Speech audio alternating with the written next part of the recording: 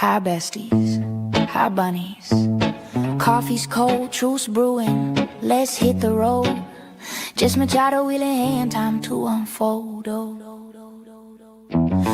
light breaks, coffee chilling in my grip. Hi besties, hi bunnies, join the trip. Cruising mass highway, spilling secrets for hours. 1 to 3 deep, no holds barred, owning our power. Squad's got my back, riding waves through the storm. Besties and bunnies, keeping it warm. Got that wild spark, singing random and free. Keeping the vibe alive, just you and me. Trolls creeping in, haters twisting the feet. Weak shots flying, but they can't plant the seed. Jabbing in my style, my fire, my rise. Obsessed in the shadows, watching with jealous eyes. Drama stirrers calling grift, but facts don't lie. While y'all fume, my lights touching the sky. Reddit ghosts lurking, basement critique so low. Keep throwing shade, watch this bunny glow. Meow, meow, meow, meow, meow, meow, meow. Hey. Meow, meow, meow, meow, feel it now. Bunny. Just Machado show, chasing down the real. Besties and bunnies got that unbreakable seal. Meow, meow, meow, meow, trolls fade away. Truth in the air, lighting up the day.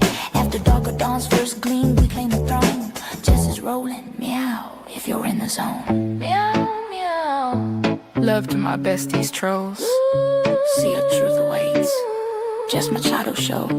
Buckle up. Meow, meow, meow, meow, meow, meow, meow. Meow, meow, meow, meow. Feel it now. Meow, meow, meow, meow, meow, meow, meow. Meow, meow, meow, meow. Feel it now. Meow, meow, meow, meow, meow, meow. Meow, meow, meow, meow. Feel it now.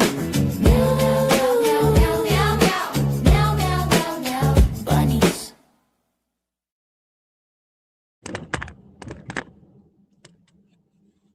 Good morning. Welcome to 24 on 24. Undoubtedly, without a doubt, for sure, no other way around it, the best show that starts at 7:30 in the morning on YouTube of all time in all of the land. I'm your host, Jessica Machado. Good morning.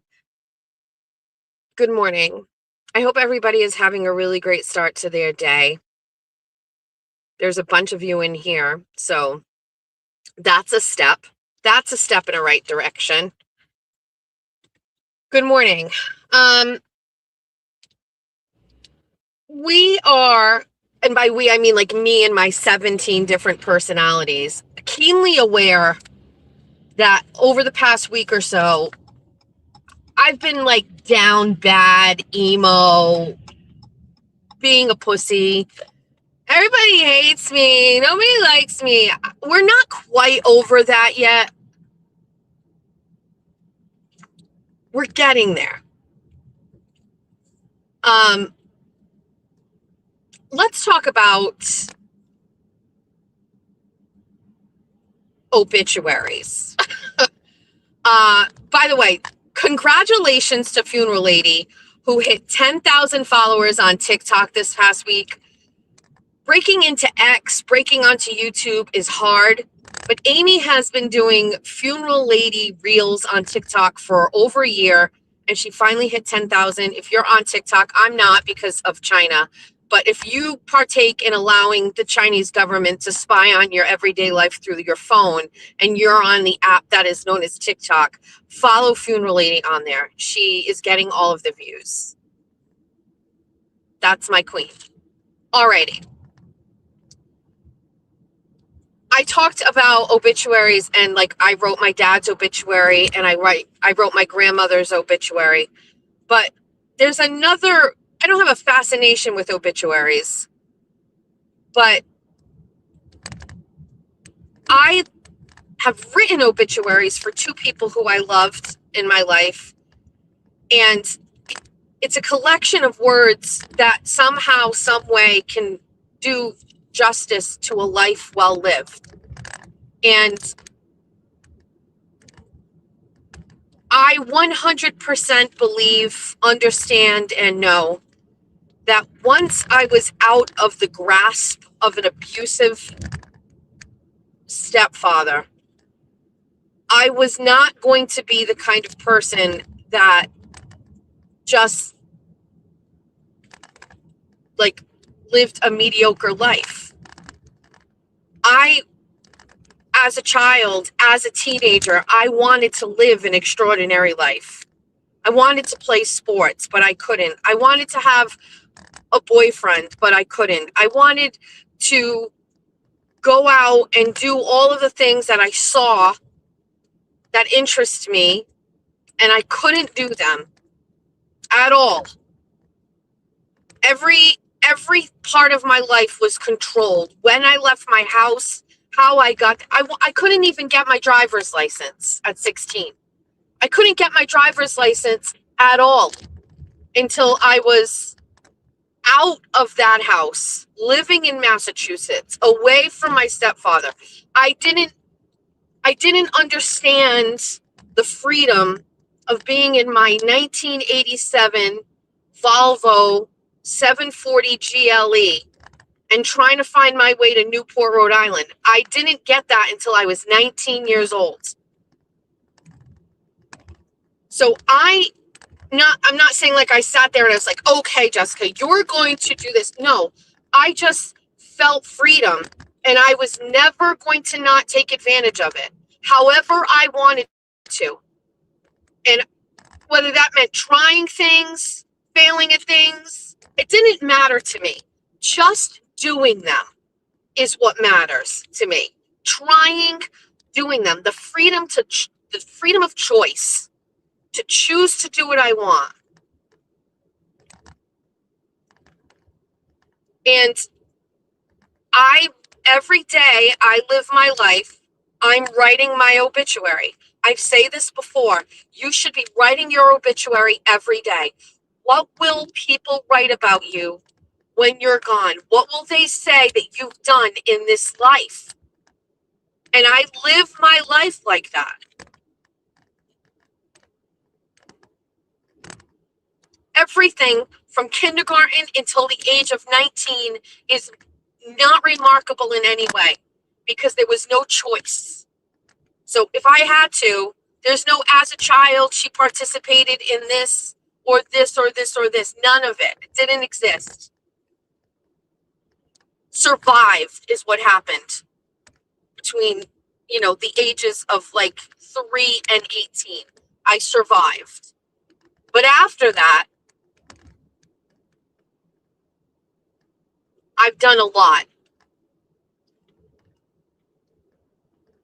And I'm thinking about this as I think about people who are actively out trying to destroy my life with my work, my channel, my income, trying to cause conflict in my family, trying to do all of these things. These are people who, if we asked them, what would your obituary say? It's empty. There are no accomplishments. You can have friends. You can garden. That's wonderful. But what have you really done? What have you done? You can't fill your obituary with saying that you had 17 burner accounts on X.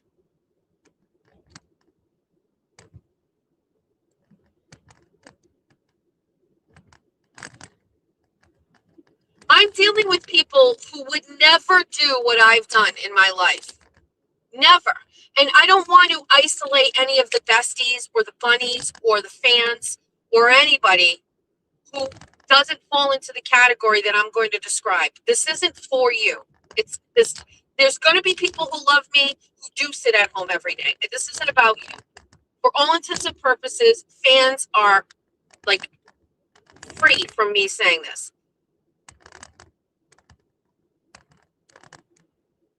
But I do a lot of shit. And these people are not on my fucking level. They're not. And I have to remind myself of this on days like today where I am dealing with some shit I can't talk about right now, but there's some shit I gotta do against people that I don't fucking like. And these people walk around in the world thinking that they got one on me, they're better than me, and they're not.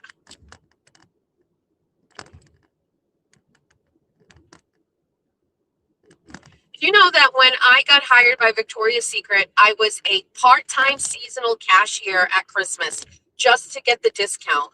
And I ended up becoming a manager of one of the largest stores in the country. I was an assistant manager of the South Shore Plaza at the young age of 23 years old, 23 years old. I got that job and I just got promoted and promoted and promoted and promoted. I was so good at it. I was just a kid and and while it's retail management and that's not, I'm not some sort of like, scientist curing cancer, but for that job, I just was fucking amazing at it. And I was so good. And then do you know that when I worked at Bank of America, a job of which I had zero experience, I just said, fuck it. I need a job that's Monday through Friday, no nights, no holidays, no weekends, so I can be around for my kids and that's close to home and has good hours so I can put my kids on the bus. I went and worked for Bank of America. I didn't start off as a fucking teller, which by the way, nothing wrong with that. I didn't start off as a teller. I started off as a fucking banker. I was hired as that. I trained for that. I passed all my tests and my licensing for that. And I became a banker and I like fucking killed it in that job.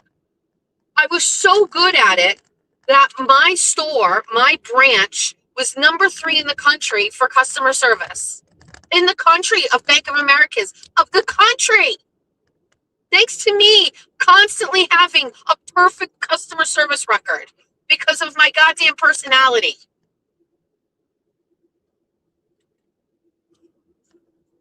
Wait, hold on. What is this? Who is saying this? What's this person? Who's this? You? Somebody just tell me if this person is being mean just so I can know. Do I get rid of them? Is this person? I can't tell. I only see one comment at a time.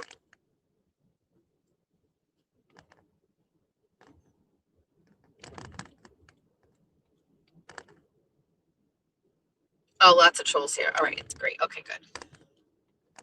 Do you know that I organized a group of parents and we changed how schools are in Somerset by adding a bunch of safety features?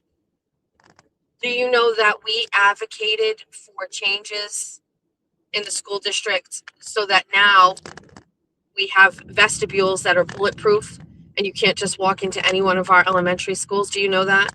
Like, that's not like just something that happened. That was something that I organized a group of people to advocate for. And we advocated for spending tax dollars to fix locks on doors, put in vestibules, have ID things to check identifications for people walking in the buildings, walkie-talkies that teachers and schools didn't have. Do you know that I did that in 2019? Nobody called me and was like, hey, do you want to organize a group of people to go and fix things for schools? It was me that did that.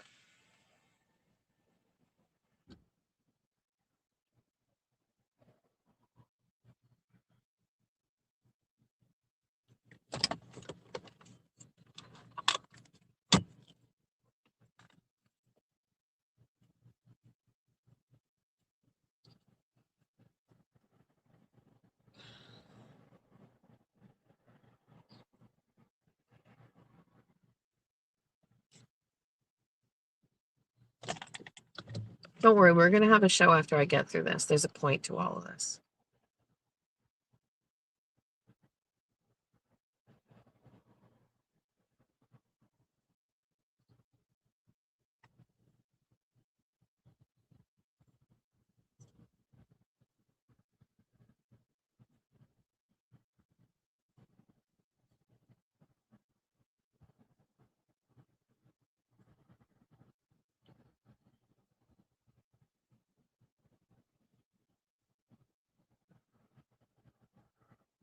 Okay.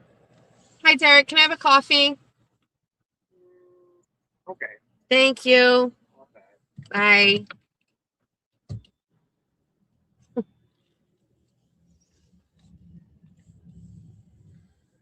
Actually, you know what? Whoever that troll was, they're right. This is terrible.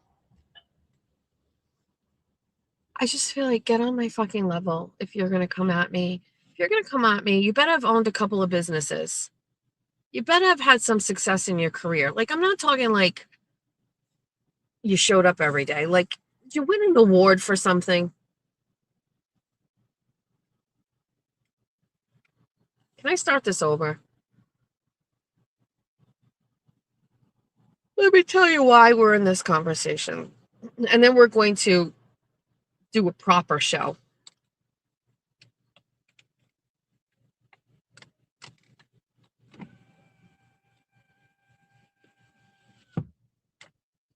I rolled up my window so I could finish.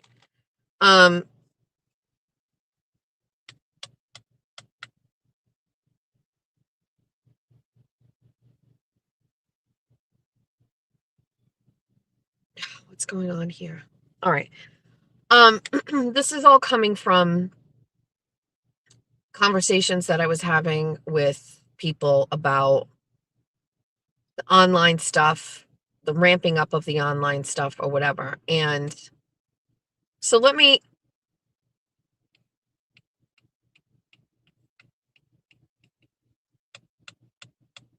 I'm trying to formulate a thought here and it's difficult. Maybe I just need to be away from this place so I can like have some freedom here because I can't. I want to start this whole show over. It's a straw day. I will let Derek know. Good morning. Good morning. Good morning, Heidi.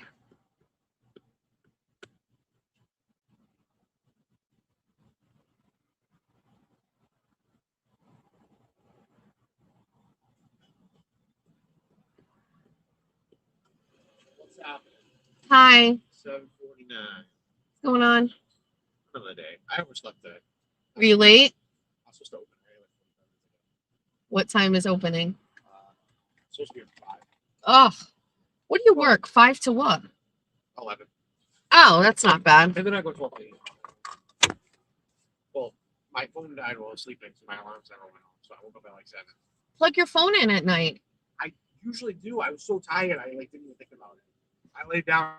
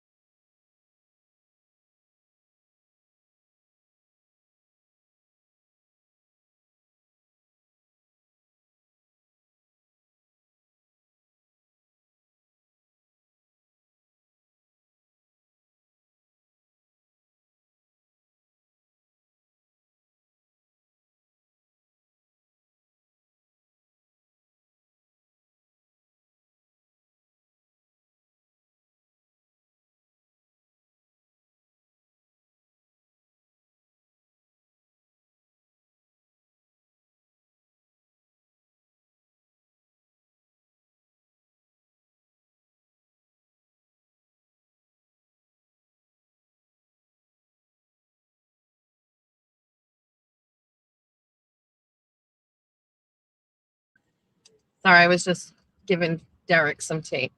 We got a straw. Listen,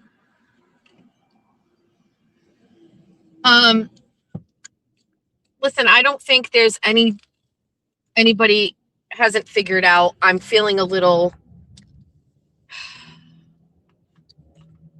I don't know.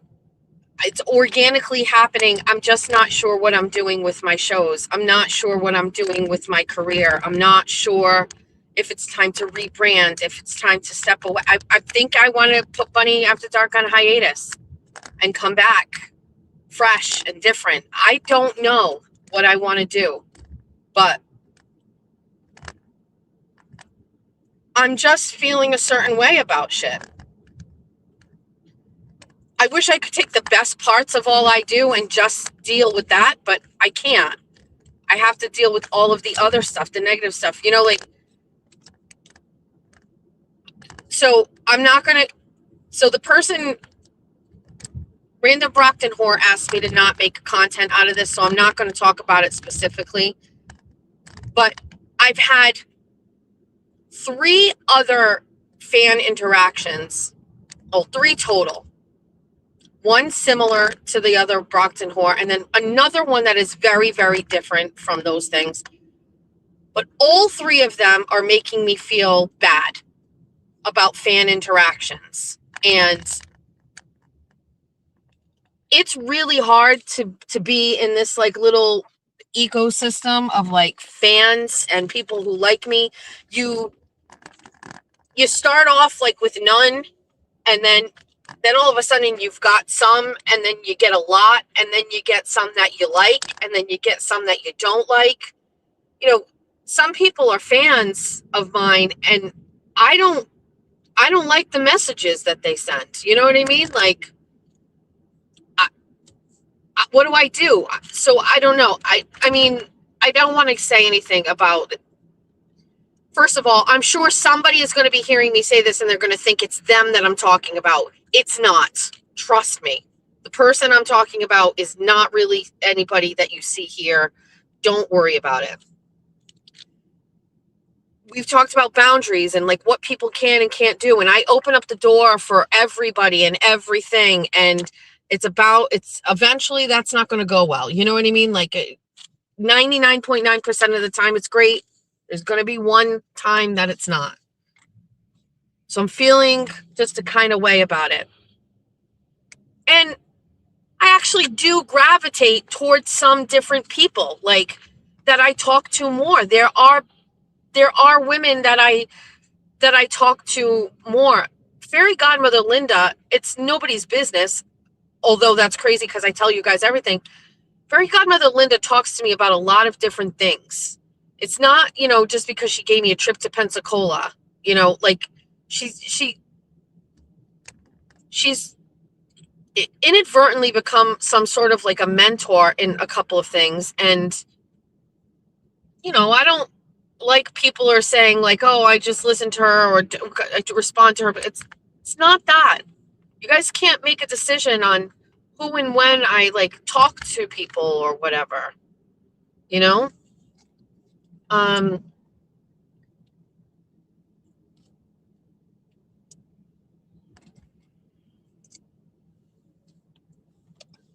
I've always maintained you can text me. If you happen to have the other number, you can text me at that one. You can text me at the bestie hotline. I will always read your messages. I won't always respond. Because of the situation that happened, it forced me to take a look at my phone.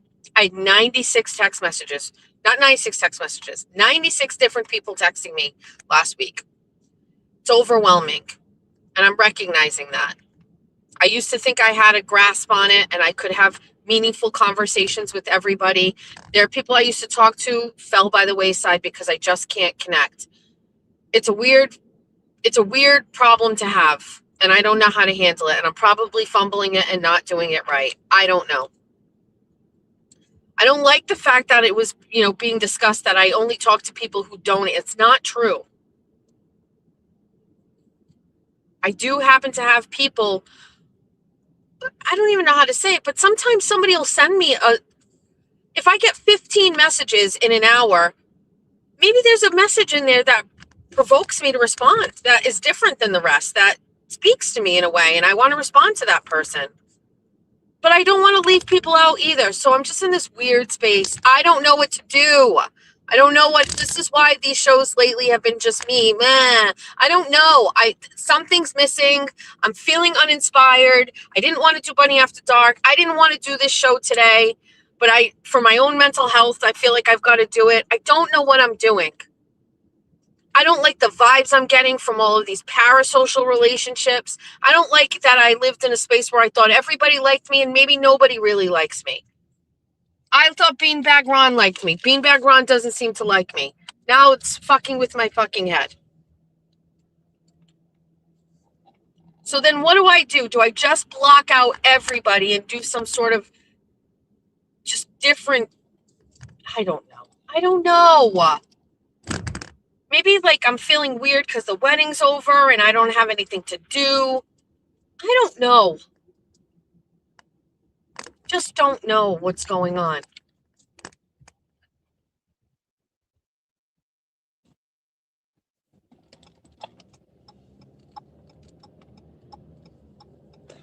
feel like I don't want to talk to people. I don't want to tell you about my life.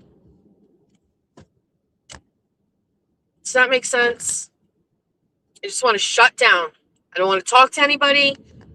I don't want to share any information anymore. I don't want anybody to send me anything. I don't want any money. I don't want anything. But then what? I'm going to burn down my whole fucking thing I built for what?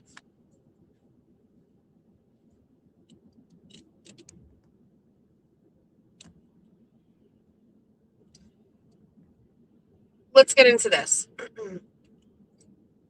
Most of the time, I don't share things with Jeff about what's going online because, well, I don't anymore. In the beginning, I used to. When I started out, but now after almost a year of doing online shows and things like that, I recognize that I don't have to tell Jeff all of the small things because they really just exist in here. Like nothing really steps outside of the internet and into the real world, right?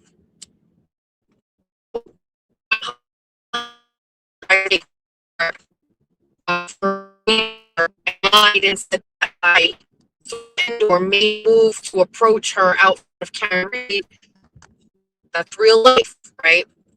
But a lot of the stuff that takes place, like the ecosystem of this, I don't really share with Jeffrey. However, if they're talking or involving him or his son or his ex-wife or his family, I felt like things were ramping up. So I did talk to him and shared with him a little bit about Meredith bringing up court documents and all of those things. And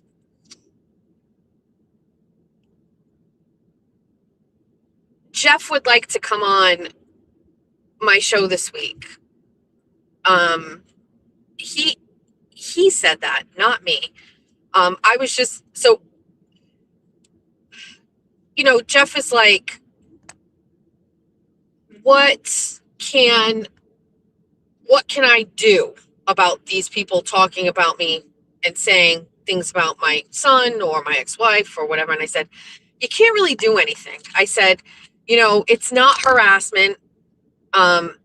It doesn't work out that way. And, it's just people have the ability to say what they want. If they lie, even then, you really have to have some sort of a tangible, it has to have some sort of a tangible impact on. This bus is stopped, but is just pulling over. So no stop sign. Okay. All right. I'm going to go around you. Thank you so much. Have a good day. There's no kids on the bus. Oh, it's Fisher bus. Shocker. So, I said, even then, does it have an impact on your life? In a financial way? Did it lead to something bad happening? It's tough. It's very tough. The threshold for this to be considered harassment is high. So he's like, well, then I want to tell my side. And I was like, well, a lot of people will say by doing that, it gives validation to what they say. And he was like, fuck that. He's like, I'm not going to let people just go and say what they want about my old marriage and my life, and at least not me say the truth or my side. And I said, to your point, again, some people will say you shouldn't say anything at all. And he was adamant that that's not how he feels about it. And then he started asking, how big are the platforms of the people that are saying these things? And I said, not nearly as big as mine. And he said, well, so then if I go on your show and I tell my side, more people will see that than what they say. And I was like, yes, but we're getting the semantics of this, blah, blah, blah, blah, blah. And he's like, I want to go on. What are you doing? Are you doing Bunny After Dark this week? And I said, I am. And he's like, I want to do Bunny After Dark. I want to come on. I want to talk. And I said, okay. I was like, do you want me to ask you questions? He's like, no, can I just talk? And I was like, I feel that's dangerous. I think Jeff will have more. I think Jeff will have a harder time Jeff will, Jeff has no filter. You think I'm bad. Jeff is far worse. So then I said, because there are people who are aware, who listen to the show,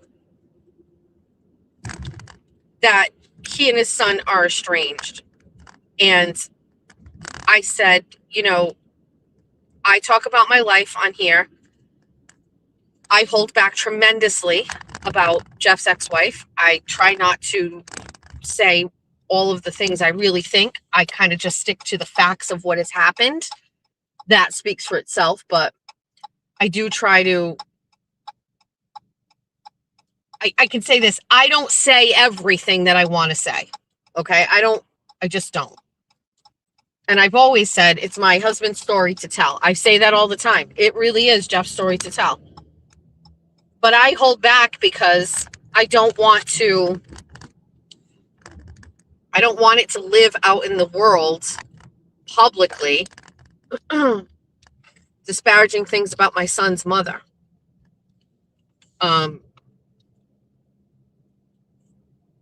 Jeff has gotten to a point where he doesn't necessarily care about those things anymore.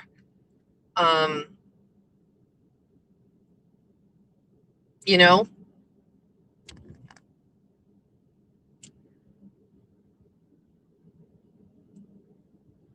I've been in a courthouse many a time, and I have seen and watched custody cases transpire, and I have seen cases of parents that have lost their children. And there are some really fucking terrible things that have happened in this world when it comes to parents, dads, neglect, deadbeats, all of the things. And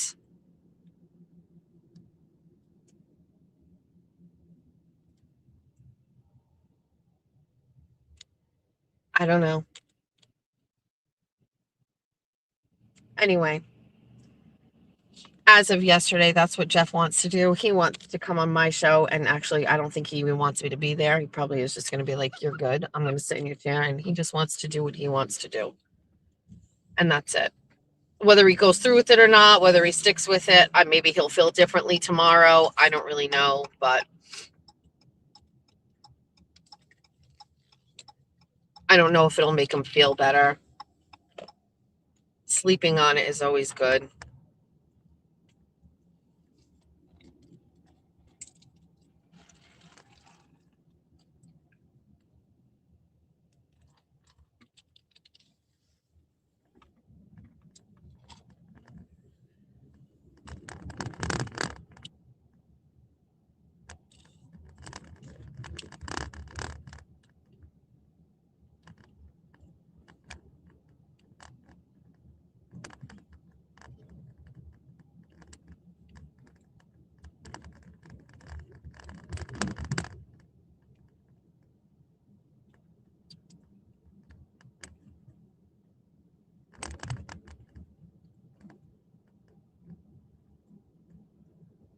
I don't know how to change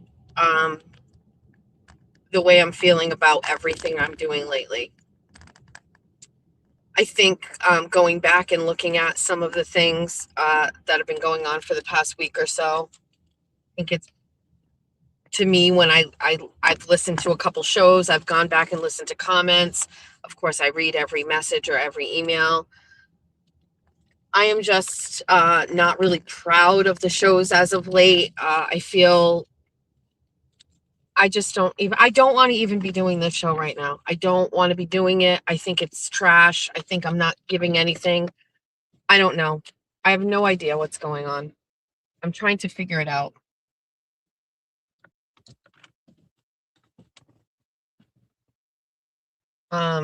Anyway, let me tell you what I did yesterday. By when in doubt, just talk about my life. Yesterday, Jeff and I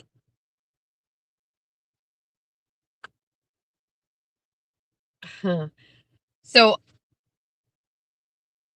yesterday, Jeffrey and I decided to tackle some home things. One, Jeff was going to be painting the pool deck. It needs to be restained. So Jeff was out there staining the pool deck. He was playing Sabrina Carpenter, which is suspicious, but he was outside painting the pool deck until it started raining. There's a girl on Instagram, and I don't know her name of her account. I couldn't even tell you how to find it, but she has started a channel. I don't know if she's on TikTok as well. I'm not on there, but Instagram is where I find the reels. And she has started posting videos of herself doing things that she has been putting off for a long time. So she's essentially like a perpetual procrastinator. And she basically starts every video. She's like, hi, my name is whatever. I am going to do something that I've been putting off for however long. I'm going to time myself and tell you how long it actually takes me to do this. So she will say, well, look at these plants on my back deck. I have wanted to do something with them, repot them and plant them for 3 years. And then she does it. And she times it, and then it takes like 18 minutes. And then she shares why would you do this? But just by the way, like, what does this mean? Be right back, Aiden is live. What's the point? Not cool. Right? So she will post it, and then you kind of sit there and you're going, wow, that's kind of crazy. Oh, okay. That makes sense. She's a mod. I was like, why are we doing that?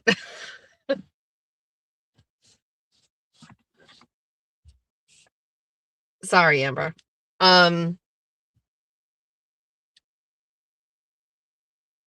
So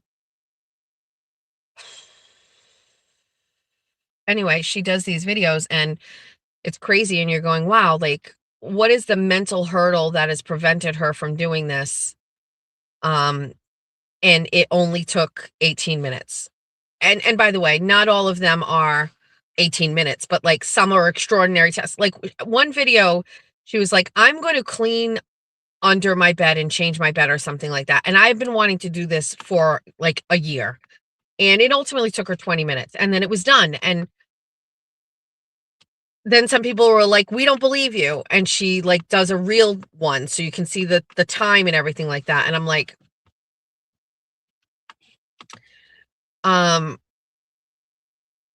it's the mental roadblock, or someone just said, I can see your comment, mental hurdles of getting to do something.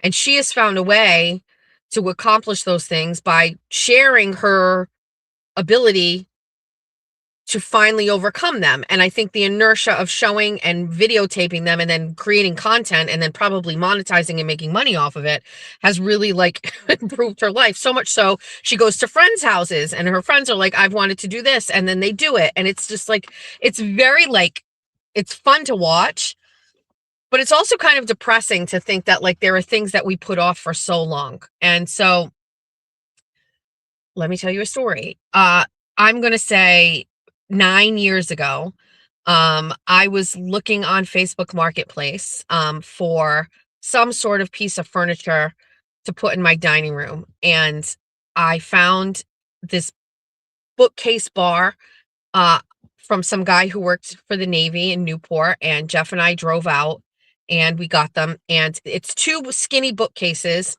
And from the day I got them, I've had them exactly the way that the person had them in their home, pushed together, and it's served as a bar with glasses in the little cabinets up the top, these glass cabinets, and then all the alcohol on the shelf, and then down the bottom, like, the ice bucket and, whatever.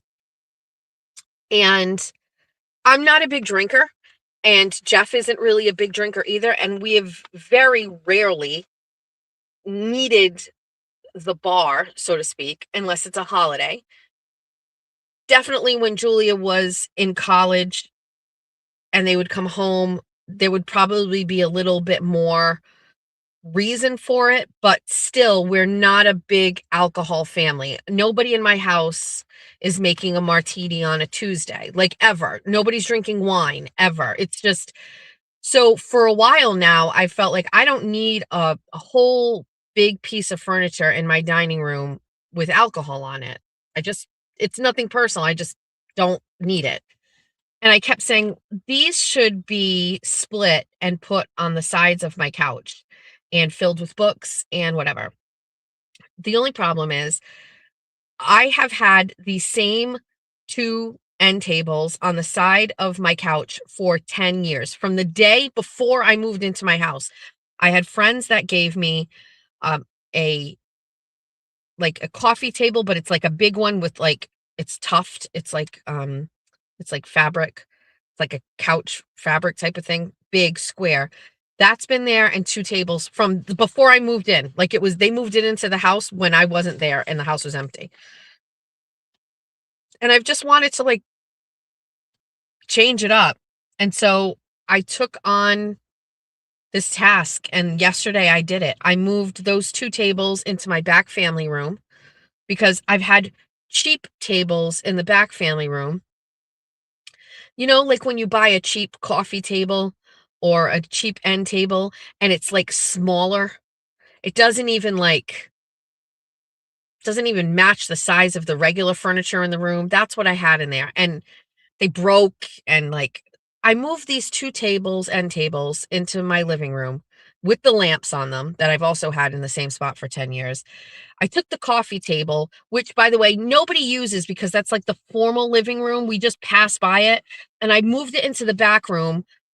So when I'm sitting on the couch, instead of having my legs up on the couch, I can actually have them on this coffee table. And it instantly made my back family room look cozy, new, or whatever. And then I took all the alcohol and all the glasses off that thing. I split it up and put it on the sides of the couch. I was at Marshall's the other day and I found these two small little lamps, which I absolutely adore. I would normally never splurge on lamps, but expendable income, this is, where I'm spending it. I buy these two cute little chintzy looking lamps. I put them on the thing on the side and I'm like, look at how different my room look how different this space looks. And I've just never done that. I don't do it. Things stay the same in my house. They go somewhere and things don't change. We don't buy new curtains. Like we just bought new curtains this year for that room. Everything just stays the same because when you don't have money, you think what I've got is good enough. And it seems excessive and wrong to change. And I know that's not true. Like or maybe if you have a little money, then that is normal. And I'm partaking in that. But like, I don't know, just buying a couple of little things and changing things up, it felt good. But then I had real anxiety about it. I had real anxiety. I wanted to move it all back. I felt like I made some drastic changes in the feng shui of my house. And I was like, I don't think I want to keep it there. And Jeff's like, we're not moving it all back. And I was like, I don't think I can keep it there. And he's like, what's wrong with you? And I was like, I don't know. I changed something that's been the same way for 10 years. I don't think I should have done it. What's the reason? Why did I do it? It fell off. It felt different. Yes, it looked nice, but like it doesn't, I don't know. I don't know. Dude, I just don't know what's going on with me. I don't know why I'm feeling these ways. I don't know what's wrong with me. I don't know why I'm so like on edge. I don't know.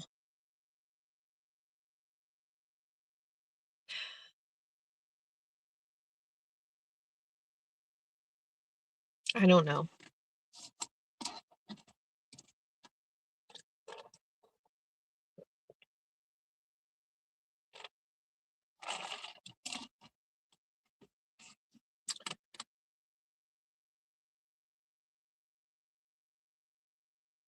Come smoke some weed. I can't.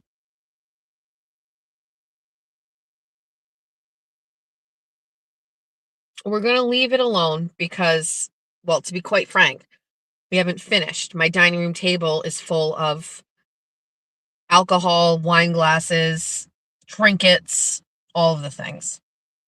So I have to work on that today. However, the back family room looks beautiful and great. I talked to Julia yesterday. She's in Italy, and I've asked her what, we've just been talking. We talk enough so that I know that she hasn't been sex trafficked or like robbed, but they're on their honeymoon and I'm giving them a lot of space. I basically don't call her, she calls me. Call me when you want, but call me enough so that I know you're okay. And she said essentially all they're doing is eating pizza and pasta and going to the beach. That's it.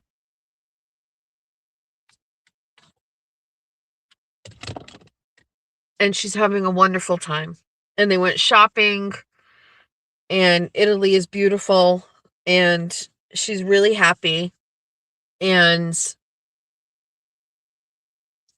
the only thing that she was talking about was leaving and going on her honeymoon the day after the wedding is kind of like she hasn't really had a chance to talk about the wedding with anybody because she's been on her honeymoon, you know?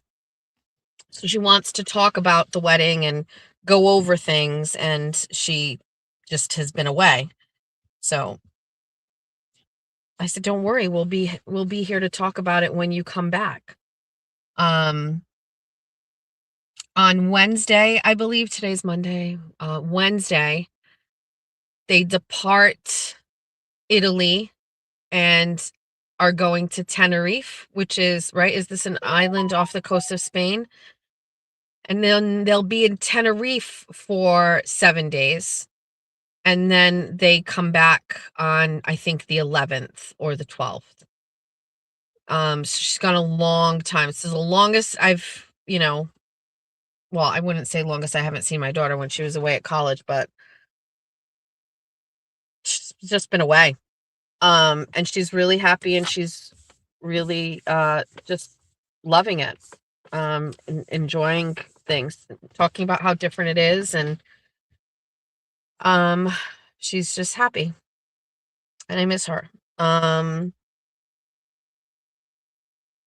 Anyway, we were talking about how, when she comes back, there's just nothing going on, that she's just going to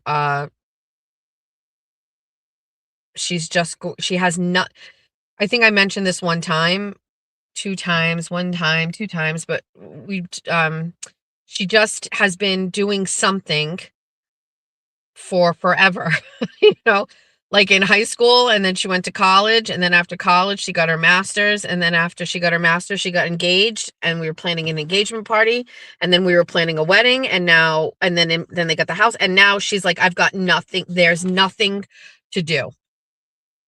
And I told her that I think that it would be very appropriate for her to spend this summer on her home. They are homeowners, but they are full-time working homeowners who own a multifamily, and they are young, and they have not spent any time on the property. They've perfected their apartment and the apartment of the tenant before the tenant moved in. They got that all ready for them, but they are, they're homeowners. They have a big piece of property. They need to make some investments. They have a ADU apartment that needs to get permitted, and I don't know, but now there's talk of maybe building and making that a 1-bedroom. It's a studio, which I still think is just a cute, like, I understand what they're saying. If they build and maybe spend a little bit of money, they can get more money in rent for a 1-bedroom. But I think as a studio, for $1,000 a month for a studio, which isn't small, that it should be good enough for now. When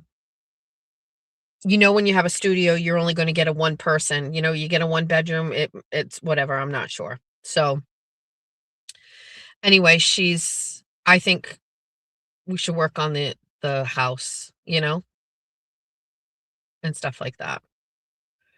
I don't know. Can we just do less? Can we do nothing for the summer? I don't know the answer to that. I have no idea. Georgia and I were talking this morning, and she was like, I just want to go fishing and go to the beach and make money. And I was like, yeah, I guess, can we just do less?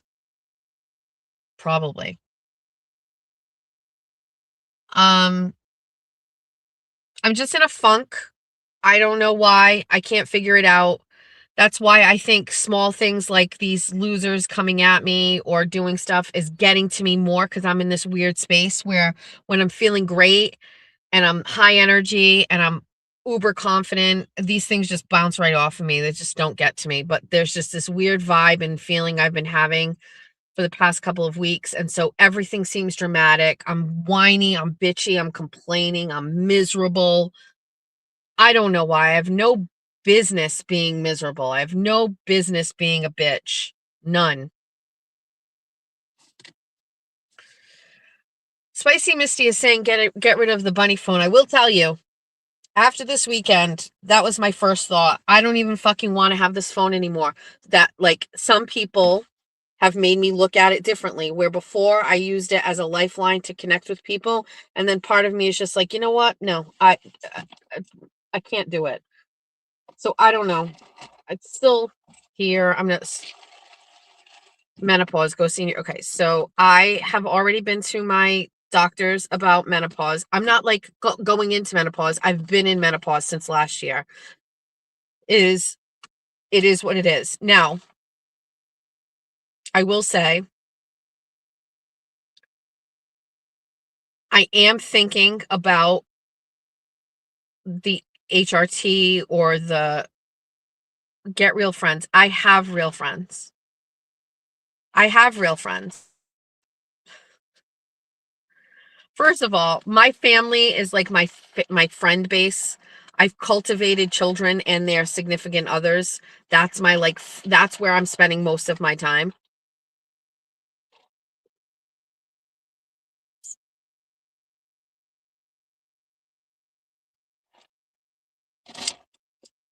But even my friends, even my friends, I'm feeling a little like, I don't know, not disconnected from, but I would never normally miss a town meeting. Kathy, Susan, and I have done town meetings and talked about town meetings. I mean, Kathy and I, first of all, Kathy and I used to talk every single solitary morning before I started doing 24 and 24. Every single day I would talk to Kathy at 7:30 in the morning, and we talk about our family, our kids, and everything. And I would see Kathy pretty frequently, probably once a week. Kathy's the kind of person that if something was going on in town, I'd meet her at a parking lot. And I started doing my show. So then by the time my show is done, Kathy's in work. And then maybe when she's out of work, I'm busy. So we don't get to connect as much as we used to. And I've been feeling like disenchanted with town things and trying to get away from the politics side of it, and maybe just trying to do a couple of things. And that's just feeling weird. And so I'm missing a lot of my day-to-day like interactions with Kathy. My mom group chat has to be honest with you, hasn't jived since Erin and I had our falling out. We had a group chat and Erin was in it, and now Erin has been in and out of it in the past, like in or out or whatever, so that wasn't really it. But then another person left, and I have a real problem with that person right now. And I talked to previous friends of that other person. So that other person had friends, right? Another group of friends and other people that she was friends with. And then I became friends with her and we became closer. And during a life event, she stopped talking to some of these other people. She cut them off. And I guess I never even looked at that at the time, right? And then when she stopped being friends with me, it took me a while and I forgot about it. But then I remembered, wait, there are other people that this kind of also happened with. And in a way, it's made me feel a little bit better because I was like, well, it's not just me. It was like a completely different even set of circumstances. And I felt not better about it because I'm never really okay with losing a friend, but it made me just feel a little bit better about it. And I think the last time I even mentioned it, I was kind of pissed about it and annoyed. But since then, and having spoken with some other people, I actually just feel a little bit better about it. I recognize that, like, there's also seasons of my life, and there are points in time and things where a friend fits. And when life changes, that friend doesn't fit anymore for me. But in this instance, the friend's life changed and I didn't fit in their life anymore. And it is what it is. It sucked and I hate it, but I don't have friends so that like the public can be like, she has friends. You know what I mean? Like, that's not why I have friends. I have friends because I genuinely crave like meaningful relationships with people. You know what I mean? So I but I've acquired new friends too. And there were some people that were not in my life before that are in my life now. And so that's also new and that's also different. The other thing that I am dealing with is that I don't know if it's just because I turned 50, I don't know what it is, but I have a lot less desire to do friend-like things. I don't want to go out and drink, and have appetizers as much as I used to. You know what I mean? Um,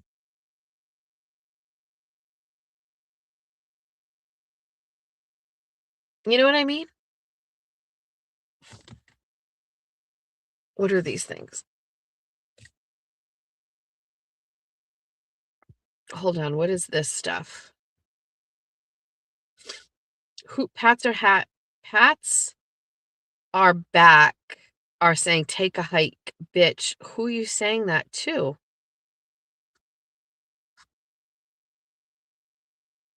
Who are you saying that to?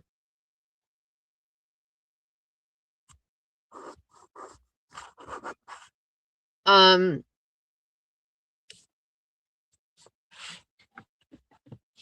so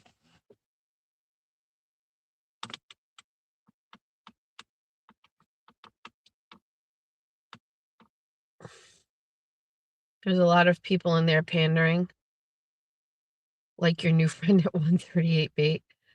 I am struggling with, I guess, leaving the house a little bit. You know what I mean? I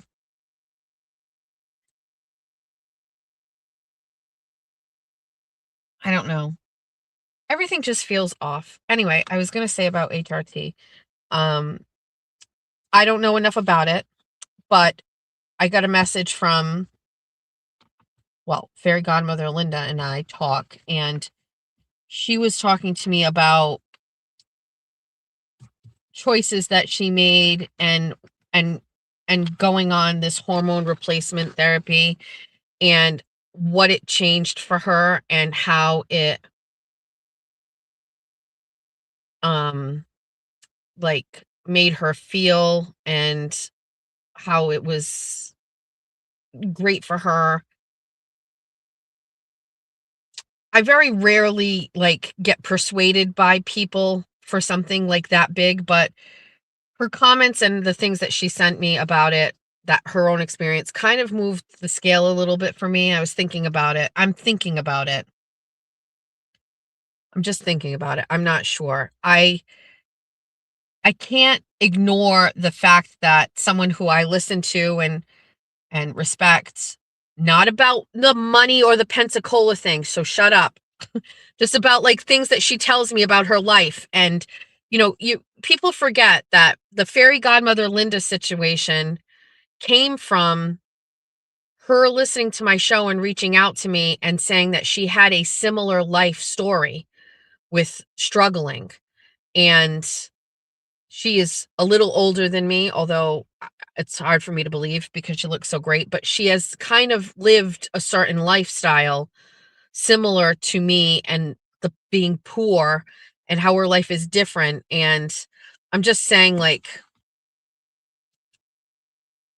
she has become somebody that I listen to. Nobody tells me what to do, but I definitely listen to her. And anyway, it's just making me think about maybe doing or trying something a little different. Maybe. I don't know. I don't know what's wrong. I don't know how I'm feeling. I don't know why. Don't know. Lots of don't not knowing. Um, I also just kind of like to say, I'm just going to get through it. I will push through it. I will get through it. I'll get through everything, like, and look what happened. I was pushing through, having endometriosis. And then finally it got to a point where I could not just push through it. And so I had to, by the way, having surgery was elective. I could have lived with my endometriosis forever, and been in pain and just got through it. But I chose to have a surgery, and it changed my life. It changed my life. I was no longer in pain. And it was life-changing, and it was a decision I had to make. So am I in that same position right now? Is it getting to the point where I have to make a change, and do something? Yes, probably. We're probably there.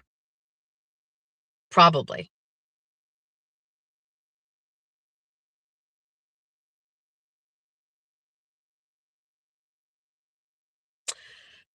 Part of me wishes currently right now that I worked for a radio station and that I was being forced to go into work and do a show and just get behind the microphone, walk in and be like, do it. Like, I don't know if I need that structure right now, if I need somebody to force me to do that. I was talking about, like, how I feel like I need structure and to change the show up a little bit. Bunny After Dark seems like fucking just trash. The past 2 episodes are terrible. They're terrible. You know it and I know it. They suck. I don't know what's going on. We have to figure out, how many times am I going to keep saying that? I don't know what's going on. I'm not sure what's going on. I went to bed at 4:00 this morning. 4 a.m. Every single day it has been later and later, tossing and turning, can't get comfortable. I'm not embarrassed to say this because I don't really care. But, like, let me just tell you, Jeff finally went downstairs. He was like, I can't just handle what's going on right now. I wear the same pajamas to bed every night. I've already talked about this. I wear a tank top and shorts, okay? And I found this great set at Target that is perfectly comfortable. It fits great. I bought it in every color because that's how I am with things. I don't like change. Everything has to be just so. I put my pillows exactly how they're supposed to be. I take my sheet and I match it up with my comforter. I turn the sheet sideways. So the sheet is not like, the top of the sheet. It isn't the top of the sheet. I turn it sideways so it faces my side of the bed. And I line it up, and then I lift my comforter and sheets together and I flatten it out perfectly with the exact fold at the top of the sheet and comforter, so that when I get into it, it fits perfectly right at my chest, right? I have 2 big pillows behind my head and then my small pillow that I sleep with. And then I have 2 pillows on the side of me, one on the left and one on the right.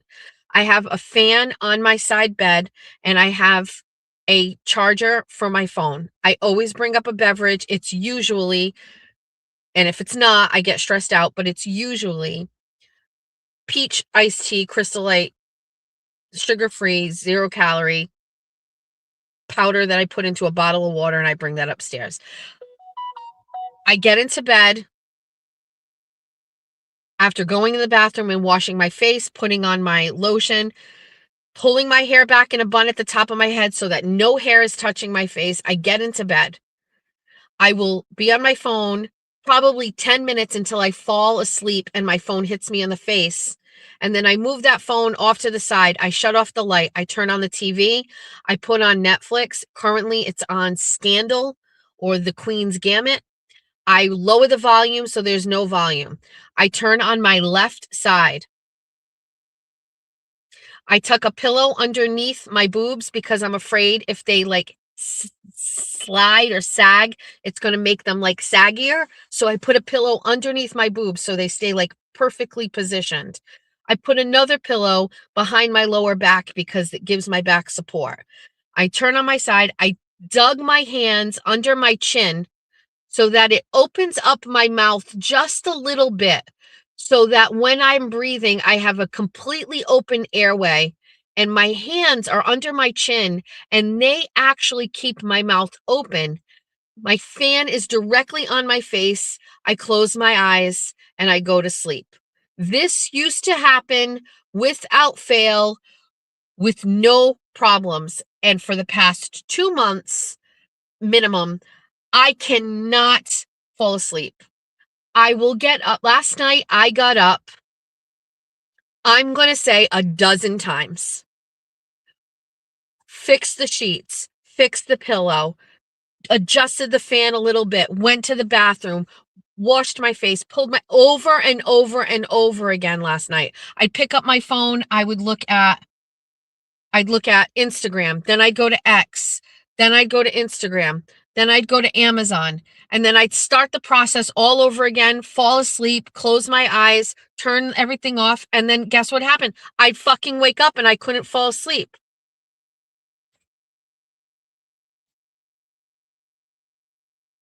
I mean, this has been going on all the time, nonstop. Last night was probably the worst. It was like 4:30 in the morning. I can tell you the birds started chirping. There's a Puppertino loose in this parking lot with his owner. She's got treats in her hand, so he's a listener. He's a golden retriever. She's walking.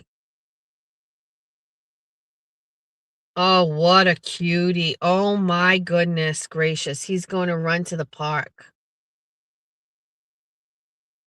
What a good boy. He's a good listener. I used to take melatonin. I was groggy in the morning. I used to take gummies. I was groggy in the morning.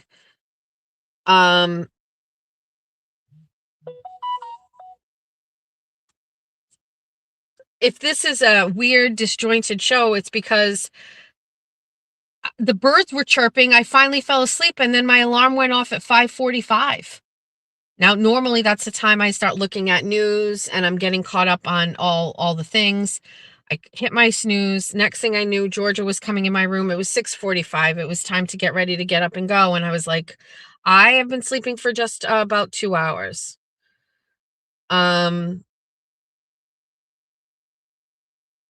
I don't know.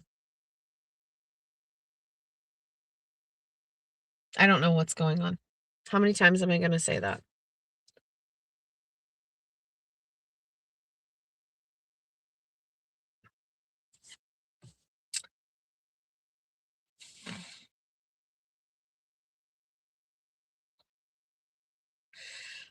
I have a dinner to go to tomorrow night with some of my peers.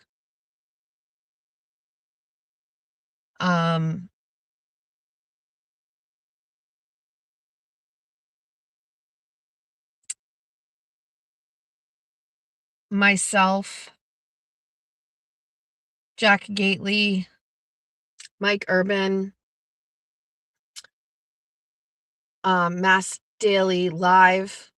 The four of us are having dinner together. And it's been something that we've been planning for a while, so I'm going, obviously. And I'm excited to sit with my colleagues and have some conversations. We all were together at the Mass GOP convention. And so, you know,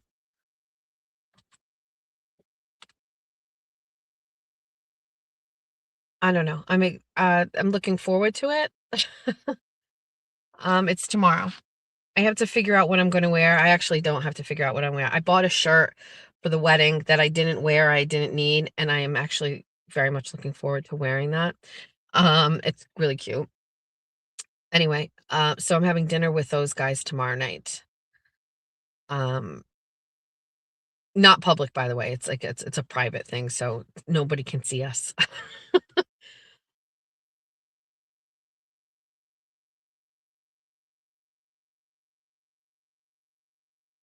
So that's maybe good that I will have something to kind of regenerate enthusiasm.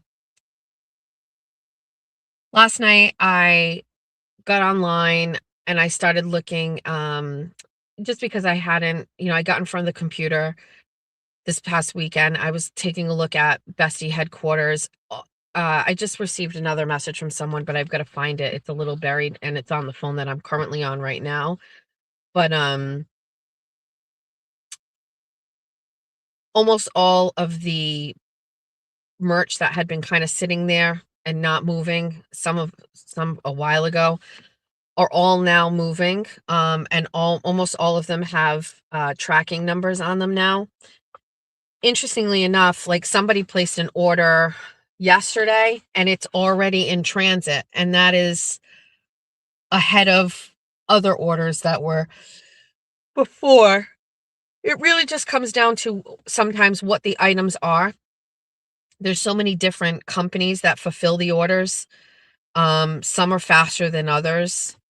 But anyway, everybody's is moving appropriately. There's somebody had one from April that it was just sitting there, and I really don't know what was going on with it. But it's finally moving. I'm also trying to figure out, and I've got to just figure this part out, but usually every issue gets resolved through Shopify, but in the event that it doesn't, especially like in the ones where I've had to issue a refund, I don't know where the recourse is with Printful.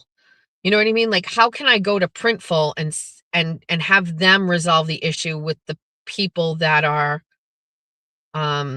fulfilling the orders? You know what I mean? Like, that seems like hard to do. Not hard, I just can't figure it out. So it's just easier to issue the refund because I don't know really what's going on. Printful finds these vendors, for the most part, they're all fine, but in the issue that it's not, or one doesn't get fulfilled, I don't know how to handle that. I don't know what the recourse is. So I also finally last night, just because again, I wasn't sleeping, I finished my bunny pajamas. Um, I've been trying to come up with a bunny after dark jammy for a while.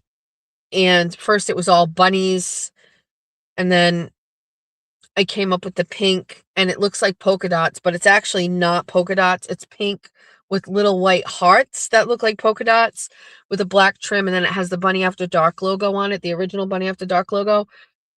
So the only thing I'll say about it, because somebody mentioned, I don't know if it was a hater or whatever, was like, wow, like, that's expensive for pajamas. So anybody who sells merch will tell you there's a general markup on what you can mark something up and what it costs us to make it. And we take shipping out of it because usually the person pays for the shipping, but how much we can mark something up to make it worth it, to make what nobody's selling merch to make no money. Obviously it's a revenue stream. I don't get to predetermine the original price of product. The pajamas are very expensive, unfortunately. They're like $28.75 for like a shirt, the long sleeve. So I marked it up to $35 when it's all said and done. After my fees that I pay for everything, I make like $4 off of it. The shorts, I make like $1.75 off of one or two. Like, it's not, I couldn't raise the prices the way that I would normally on like a t-shirt or a hoodie to see any return on it because I already felt like they were extraordinarily high. It's just that Shopify isn't offering me any other pajama options. There's only 4: short sleeve, long sleeve, shorts, and pants, and they are all expensive. So if they have a high price on them, I apologize. It's just the only ones that they're offering me. And, I just added them because I was busy working and I was like, let me add these and I'll do it. But believe me, I looked at that and I'm going, we're paying $30 for a top, $30 for a bottom, the $60 for a pair of pajamas. I fucking get it. I get it. I can't control it. And by the way, even if I made and took it at a loss, you'd still be paying $28 for a pair of shorts because that's just what they make them. So I don't know what to tell you. Unfortunately, that's it. I'm not sure what this boat is doing in the water. He's just kind of spinning around in circles. Is he dredging? I don't know what he's doing here, but I'm just watching. I'm just not sure.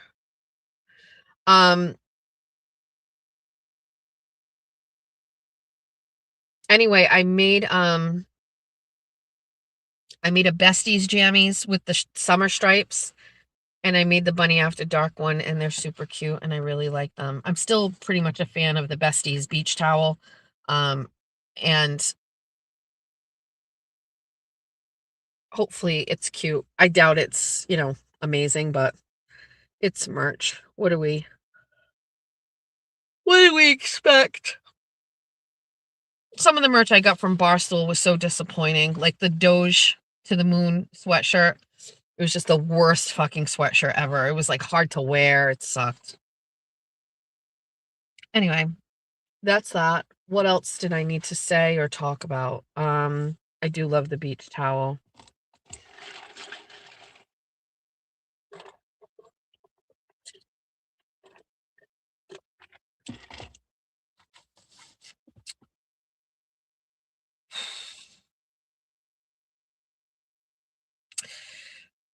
On the agenda for the summer, there is something that we need to do. And it is going to be touring some colleges. It's about that time for Georgia. For Jack, he wasn't sure if he was going to go to electrician school. He thought he was going to, so we didn't do college tours. He was convinced. He convinced me that that's what we were going to do. And then we went and toured it, and he was like, you know what? I'm not sure this is for me. And then he decided he wanted to go to UMass Dartmouth because that's where his girlfriend was. I knew Jack wasn't going to go away to school. He did not want to go away to school. He didn't want the loans. He didn't want the debt or anything like that. So I knew Georgia is a different story. Everything is on the table right now with Georgia. We don't know if she's going to go far away. We don't know if she's going to stay local. We have no idea. But we have to make some decisions about at least touring schools because those things take place this summer. Because then she would be doing like early applications in the fall coming up. So I will tell you at a minimum, we will be doing a tour of URI because they have a program there that she wants to go to. There may be a road trip to Paul Smith's college out in upstate New York. This is a school that Georgia has expressed she wants to go to. They came to her school. This is a very unique college. It is on like 14,000 acres. It is like the largest college campus in the world, I guess. It's crazy. But for what Georgia does and the environmental stuff that she does, it's like a very unique school. It doesn't have a lot of kids. I think it's under 1,000. But they obviously go to agricultural schools and try to recruit to bring kids there. And Georgia met with them and they were interested in her. She was interested in them. I struggle with her being so far away. Julia was at UConn and I can't tell you how many times I had to drive out there. But Georgia's a little different. So she may be completely fine. So we may take a road trip out there and go tour that college and see. We may go back to UConn because they have a program there as well. So that's what we're going to do. It'll all come down to money. It'll all come down to scholarships, and then ultimately whether Georgia wants to take on any student loans. And that's it. So that's this summer. So we have those things. And that's kind of like basically the last conversation I had with her was pick 5 schools and then we go look at them and then that's it. That's what we did with Julia. We picked 5 schools. We toured them. I actually I had a surgery for my endometriosis, like a pre-surgery, and I missed one of the schools. What did we tour? We toured UConn together. We toured Bryant. We toured PC. I missed Northeastern. And there was one other one that I missed. But anyway, so 5 schools. So we've got those things at least tentatively for this year. Now, UMass Dartmouth also has a program at their school that she could go to. It's possible. I just don't think she wants to stay local. So we'll see. Can I tell you that? So Georgia was asked by her teachers if she wanted to take over the job of taking care of the animals, the aquatic animals, in the morning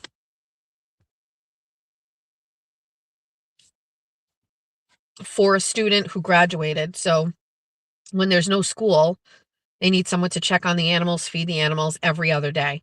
So they asked Georgia if she wanted to do it. She said yes. And then she trained for 3 months with the senior. The senior graduated last week. Georgia has the keys. She's officially on her own. She will be doing it by herself until next spring when she starts taking on another person to train them to get ready to take over for her. Hold on, let me find whoever this Johnny person is. Do we see somebody named Johnny that I need to? Nobody likes you now because you think you are the greatest. You were much better when you were humble. Now you lie and make up stories. Yes, Johnny, let's fucking go. It's not true, actually. I have more people that like me today than before. That's actually a problem in itself. We're going to leave you on the stage. So yesterday was Georgia's like first day doing the job by herself. And the campus of Bristol Aggie, even on the weekends, is very busy. There are other animals to take care of. They have cows, they have goats, they have chickens, they have everything. So when George is there are other people there taking care of them. It just so happened yesterday, they were like tilling the farmland there for like the planting of whatever. And so there was like a lot of tractors going. It was very busy. So I drop her off, and when I pick her up, I was like, how'd it go for your first time, like with you by yourself? And she was like, she told me the best stories. So she said one of their turtles got out of its tank, and it reminded me of what is that book about the octopus, extraordinary creatures or something.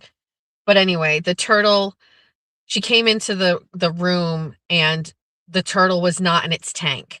And she said there's like a light where there's like a stone and he can climb on it and he can get underneath and like get heated. And somehow, some way he reached the top and he got himself out of the tank. And she showed me a video. She found him underneath one of the tables and she was like, come on. And he like came to her and like crawled over to her, and she was able to get, like, he came over to her. He's probably like, I made a critical error, Georgia. Please put me back in my tank where my food is and my hot lamp and my stone and all of my vegetation. And it was just really, really cute. Like he clearly like just wanted to go back. You think, you think you're the boss of everyone. You think you control everything. You think you own Somerset. You think you own everything. You're a weirdo. You're not like the amongst people that are normal. You really are a little ratchet. I'll show you on stage too. Enjoy your 5 minutes. I am the boss of everyone. I do. Hold on, we're going to tell another Georgia story. But listen, when you're a parent, right, and you have no control, you're not an elected official, and you rally up a bunch of parents to start showing up to school committee meetings, and you basically start ordering around the politicians who don't do their jobs and get them to do what they're supposed to do. And then you make them spend your tax dollars on vestibules and locking doors, and then you say, no, we want cops at the schools, and all those elected officials go, no, we're not doing it, sit the fuck down. And then you figure out, and by you I mean me, you figure out how to get that without getting the politicians to do it. And so you rally the troops and you get signs on lawns, and then you call the news, and then you get everybody to show up in a meeting, and 90% of the people in the room vote for your initiative to fund a school resource officer, not once, twice, bitch, 2 times.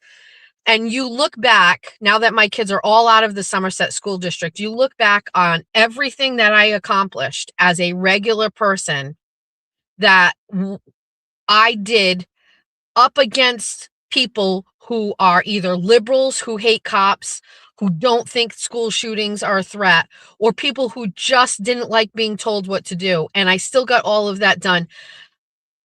How am I not supposed to think that I'm the boss of everyone and that I control everything? I literally do.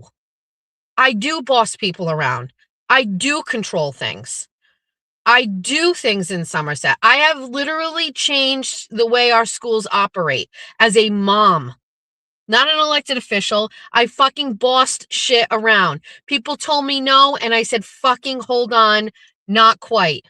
And I did it.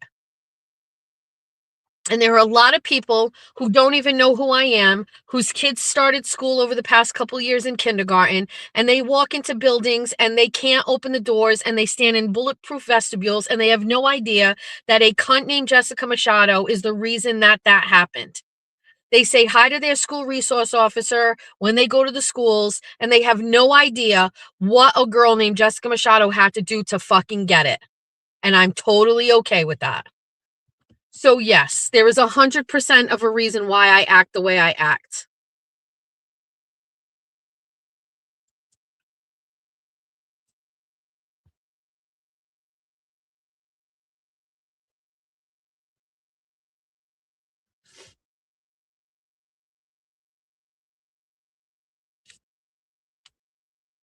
Anyway, next story. Not only is your voice so loud and annoying, you're too much. Who could put up with you? Like tens of thousands of people. Tens of thousands of people. So many people. Including you. Keep going. I want to continue to counterpoint. A soldier mama, you are green. On my side, you're green.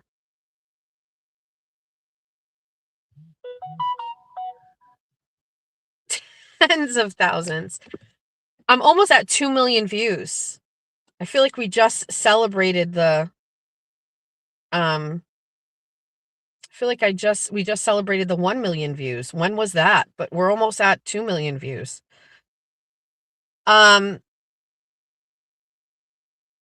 Are you reading the chat from driving your car? You know that's against the law.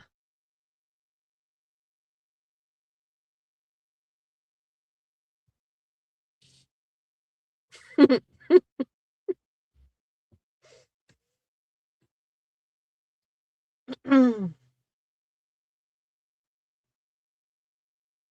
been sitting in my car this whole time, Sherry, or are you?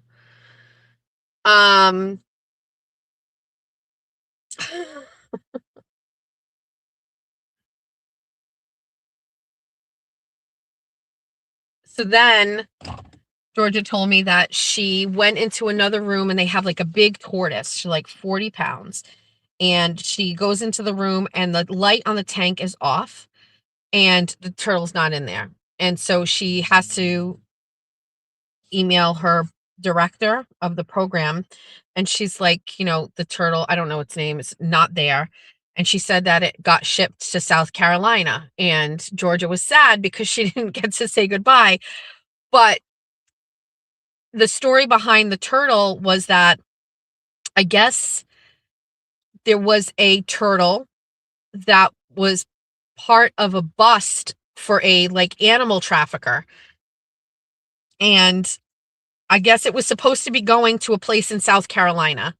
And the person who had the turtle and other turtles was selling animals or doing whatever, and they got busted. And so when they busted this location, they had to take all of the animals and send them to places. And Bristol Aggie obviously is on a list of places that can accommodate certain animals and things. And they sent the turtle to Bristol Aggie. And finally, whatever happened, it got all cleared up. And the turtle was able to go to its scheduled home in South Carolina. And Georgia was so sad because it went on the trip and she didn't get to say goodbye to it. I just think about, and when Georgia and I were talking about this, you know, there are people that just go to regular high school and how Bristol Aggie isn't for everybody, but like identifying that Bristol Aggie was, I mean, that Somerset Berkeley Regional High School was not the high school for Georgia, and being open to the idea of an agricultural school when I've been basically taught my whole life that agricultural schools are for farmers and dummies, you know what I mean?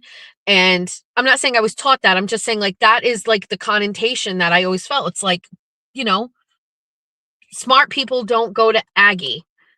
And same thing with Diamond. People who work on cars go to Diamond. And it's wrong. I mean, I didn't know anybody in my life growing up that went to Aggie or to Diamond, so I don't know. Like, I had nothing to go by, but I'm glad that I was not judgmental. I was open to it, and I was able to explore what this school was. And I think about like how it is life-changing for Georgia. That Georgia literally at 16, 17 years old has a career already picked out, one that she absolutely loves and that she has now had experience in. The fact that Georgia is in a high school and she works with animals every single solitary day, like aquatic animals, wants to be, you know, in some sort of marine biology, environmental engineering program, and she knows all about it already is crazy. Like, it's crazy. At 16, like 17 in high school, like I was learning physics and I was never fucking going to use physics. I was never going to use chemistry, you know, and Georgia is in a program in the same level of education and she's learning a whole like career. It's just crazy. It's crazy to me. It's so good. She's so lucky. She's just so lucky. And if you have a child that has been, you know, able to go to Aggie or to Diamond, you're so lucky. So answer your question, no, I am not reading my chat from driving in your car. I've just been sitting here in my vehicle. Thank you so much. A lot of boats are going in right now, but the weather is kind of choppy here, so I don't know what's going on. There's 2 guys dropping boats in right now. Imagine the world with no trade workers. I'm going to get my littles into 4-H.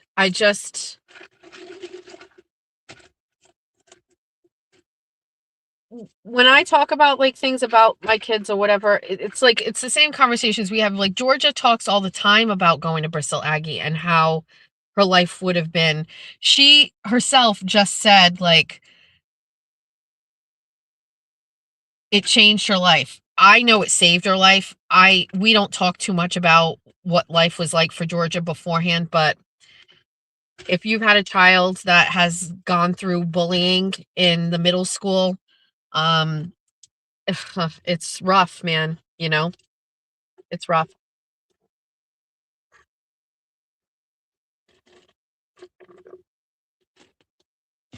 Anyway.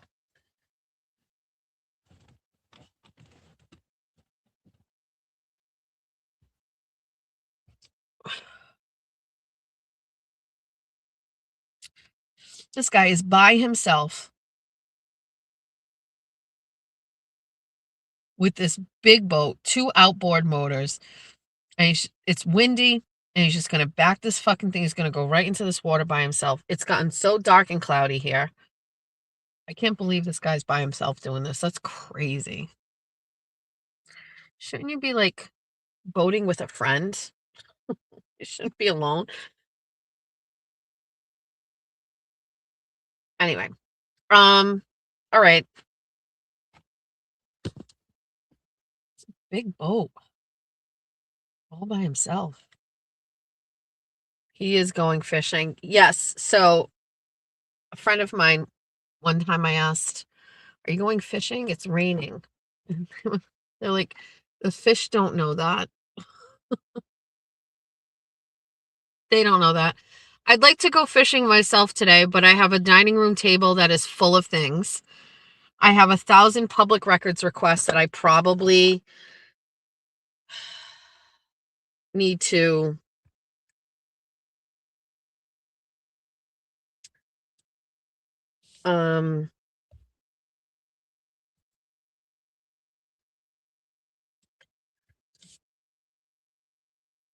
fish love rain. They do.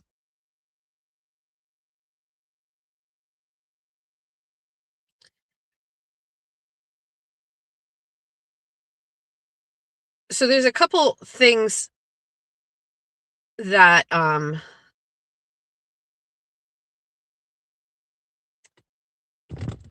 let me give you some tea.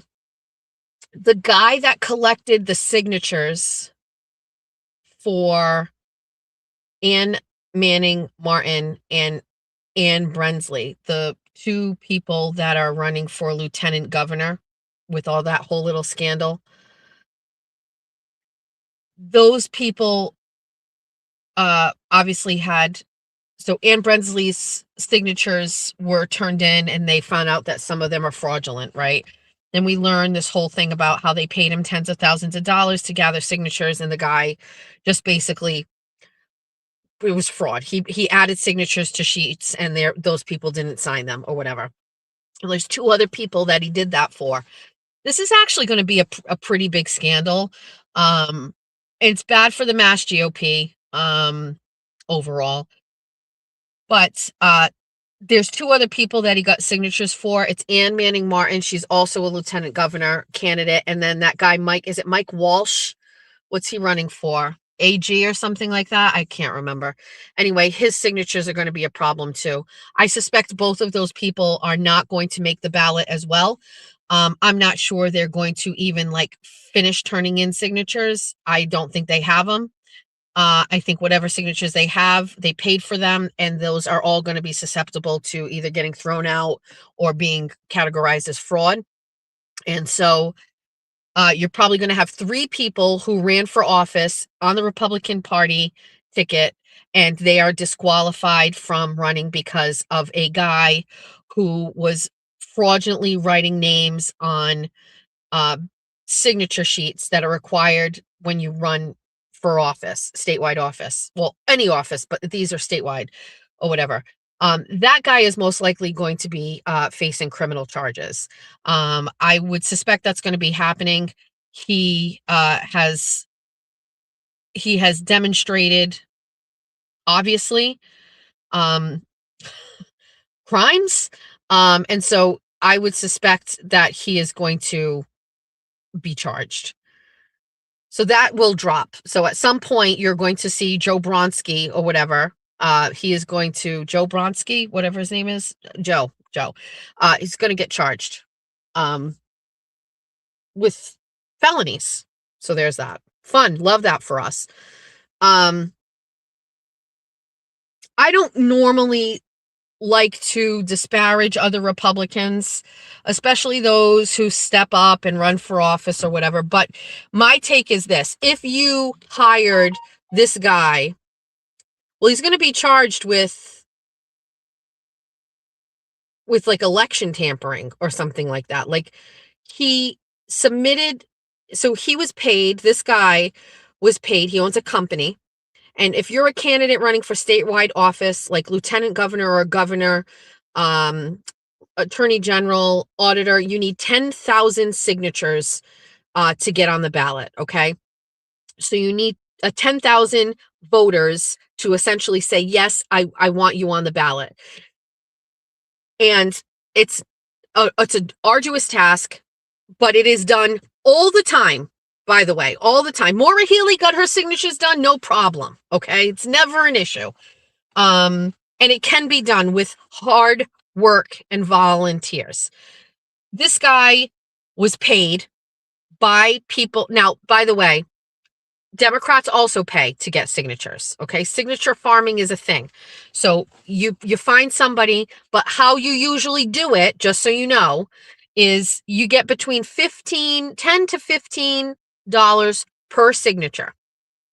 So what you do is if you say, I'm going to get you 1,000 signatures. Now you need 10,000. That's it. Say you need I'm going to get you 1,000 signatures. You're going to pay me 10 grand.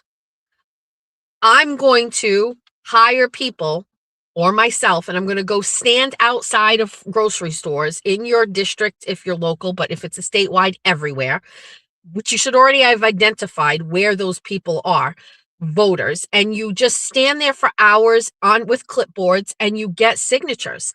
Now, for all of the signatures you get, some of them are not accurate.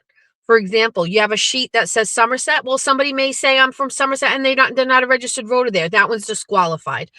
Somebody may say they're a registered voter, or you don't even ask. They just sign it. And then the town clerks get the sheet and they go through and they look at them all and they go, okay, this person is not a voter. This person doesn't live here anymore. This person died. So if you get 100 signatures one day, maybe only 50 of them actually end up translating to be signatures that are quality signatures. That is what these companies do. They go and get signatures for you. Well, this guy is a fucking loser. And instead of doing the hard work, he lied and he went and took voter rolls from the towns and he found registered voters or people that maybe voted in elections. You can get that information. I have it for Somerset. I have it for Fall River. You just say, I want the last voter roll from the last election, and they send it to you. And it has their names and their addresses. And sometimes it has their party affiliation. And he was writing their names on these sheets for these communities, forging them and passing them off as signatures. And a couple of town clerks were doing their job in looking up the things, and they were like, wait a second, this isn't, whatever it was that tipped off some of these people. They were like, this person, their signature doesn't look like this, or this person doesn't vote or live here anymore. And several communities went through and recognized and determined that they were potentially fraudulent. And when one community found it, another and another and another, and they alerted the candidate, who was Mike Minogue's kind of running mate, although they weren't really on the same ticket. He endorsed her at the convention. They let her know, and they were disqualifying some of her signatures. And then you find out that her campaign had paid this guy tens of thousands of dollars to go and get signatures. Now, we've talked about this. I clearly need to start a company to gather signatures. That's it. I need to start this company. Like, if I start an LLC called Clipboards LLC, like, you got it. Like, clearly there's a need, because number one, you only had one guy doing this, and he was working for both lieutenant governor candidates. There were 3 of them, and he's working for 2 women, which is crazy. That's all it takes. That's all it takes.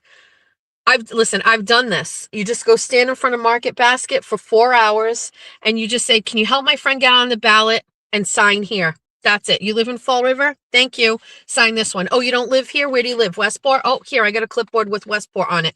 And you hand it to them. You talk to people all day. Clearly, I love doing that. And you just got to put in the hours. You get a table. I never sit. Sorry to disappoint people who think I'm a fat ass. I just stand. I talk to people. I approach them. Worst thing is they can say no. Best thing is they sign your sheets. And if you do this consistently every fucking weekend or during the day, during the week, you get all your fucking signatures the right way. And then you go and turn all those sheets in, and then the town clerks go through and authenticate them. And then every community gets all of these sheets done. And that's it. This guy fucking cheated. He's a loser. He is a loser. He was part of the old Jim Lyons GOP. He's a scumbag. He's a cheat and a fraud, and he fucked up 2 campaigns. Now, I personally believe that the right candidate, Sean Oliver for lieutenant governor, didn't use that guy, and there's a reason, because he's a better candidate. So, with that all being said, now, you don't even need to tell them what it is that's correct. Mostly Muffins has got it. When I ask for signatures, I don't go, are you a Republican? I don't even ask that. I say, can you help me get my friend on the ballot? He's running for office. Yes. Thank you. And that's it. Sign it. You get as many raw signatures as you can, and then you let the clerks figure it out. That's their job. So this guy didn't want to do that. He took the easy way out, and he's most likely going to be facing criminal charges. He should be. I know it's going to happen. I just don't know when. So there's that. That's happening. I was also speaking with a friend this morning. Shout out to the bestie. I'm not going to say who it was, but I was speaking to them this morning. Wow, another boat coming out here. You know, some states do not do conventions. And we were talking about maybe it's time to do away with the state convention, these things. And now it's law here, I believe, so we'd have to change the law. But what do we need conventions for anyway? Like this, listen, I'm so mad at what the Mass GOP has done and changed for me and how I feel. I was so excited to go. I missed the last one. I was boxed out of it. I couldn't wait to go. I got a whole component of people to go. We're at the convention. We're going to vote. And it was an absolute shit show.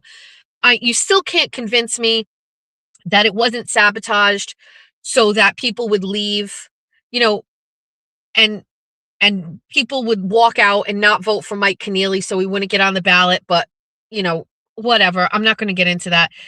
It's just not in the spirit of what it should be, which is free choice. And I don't think getting an endorsement from the Mass GOP makes a difference to anybody. I think what really matters is you get to vote in the primary in September like the rest of us. That's what matters. If you get on the ballot after you beat somebody in the primary, that's how it should go. Your buddy is the leader of the Young Republicans. It's an absolute joke. Which buddy? Which one? Who's your buddy? Give me a name. Alex? Jared?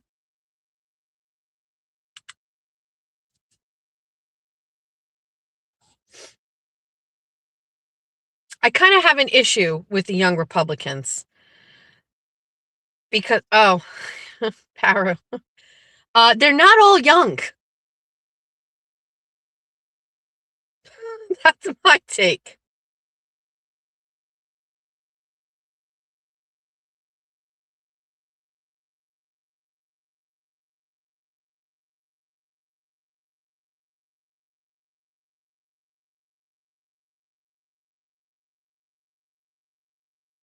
Hold on, I got a message I want to read.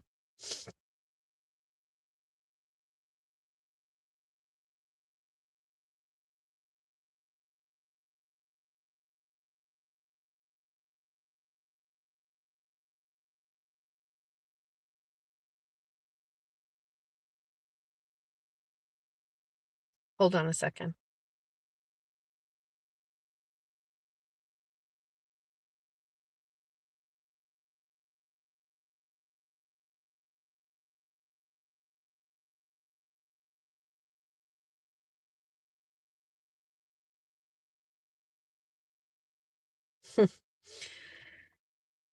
I just got a message from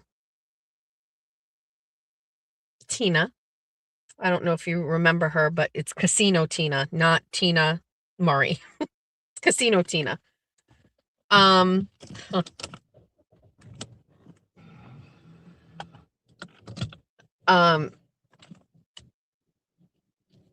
don't know if anybody remembers because that was a while ago, but look at all these guys going out on their boats.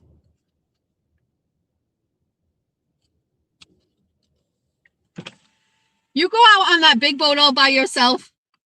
Yeah, I'm just bringing it to the house over there. Oh, I was watching him like he's going. It's a big boat. Go out on your own. I was like, hopefully everybody knows where he is.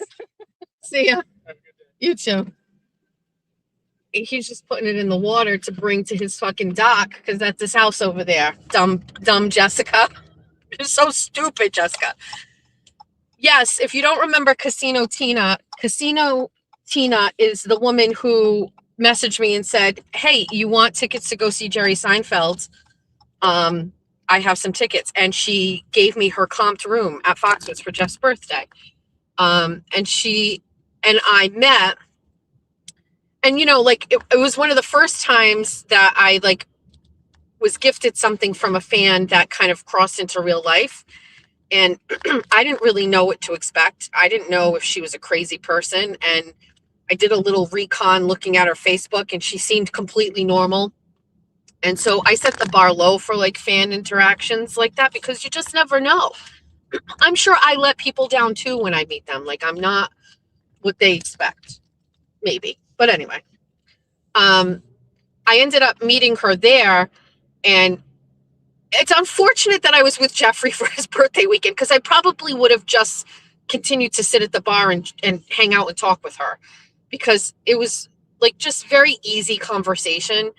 And she's a very interesting person and she has such a unique story. And I think I mentioned a little bit about it, but she won a massive jackpot at Foxwoods, like almost $500,000.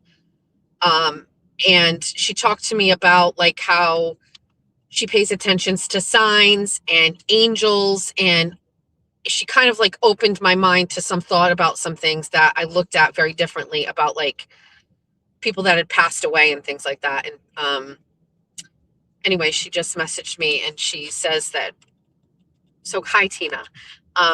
She says she doesn't comment. She never really was a commenter anyway, but she listens. And she just was kind of putting some things into perspective for me. But also to remind me to look for signs. And she was saying they're actually already there, like with the 138 bait thing. It was that's a sign and it was there. I like when I get messages like that that remind me of things. Thank you for that. Hi, Tina. I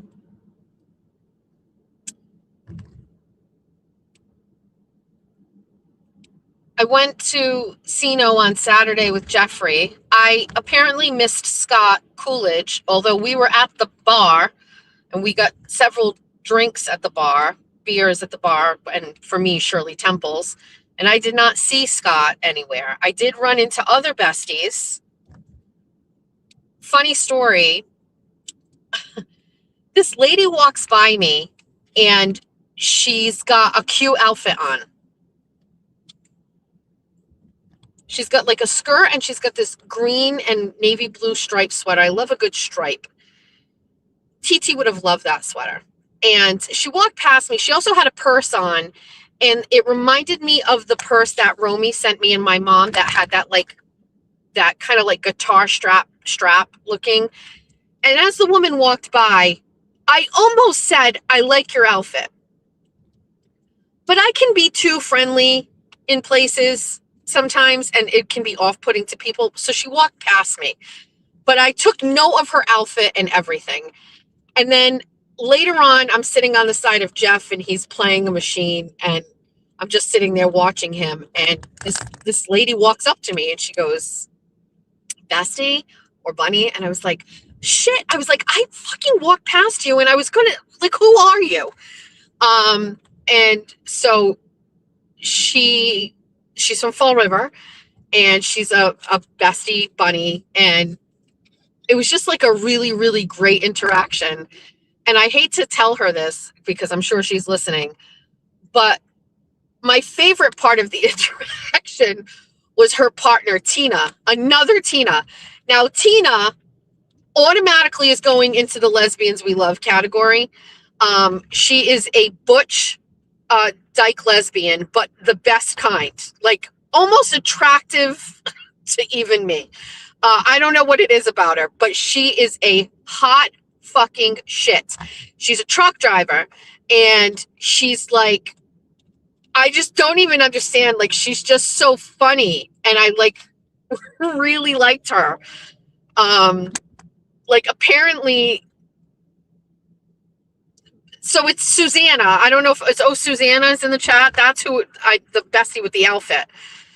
And Susanna won some money, and Tina was like, pay up, give me some money. So Susanna takes out $100 bill and give it to her. I was like, that's all you give it to? Like, if I win that kind of money, Jeff C's getting like a couple hundo.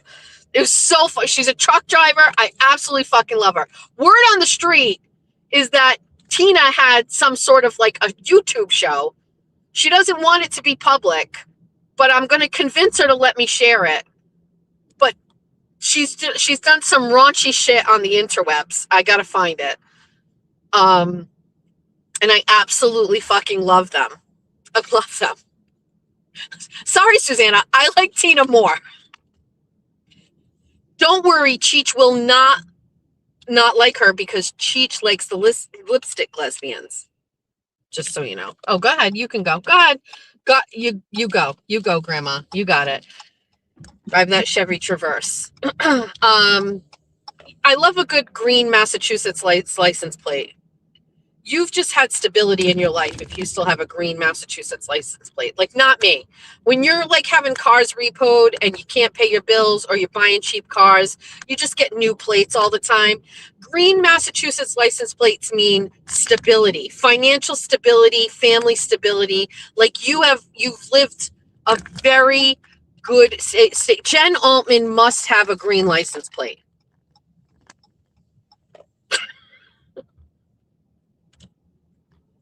Either you're a green Massachusetts license plate girly, or you're not. I'm not.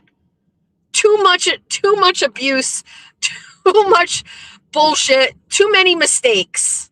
You don't get a green license plate. My green license plates are long fucking gone. But if you got an original OG license plate, you have had money, you have had consistency, you've had support. You have two good parents who are still married if you got a goddamn green license plate.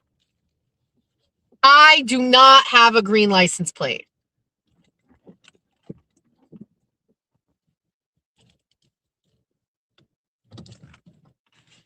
So,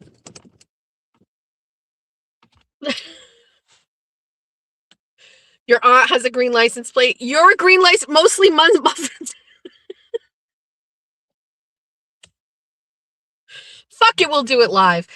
Now, one of my other besties, I'm sure she's here. Her screen name isn't her real name in real life. And so I don't know.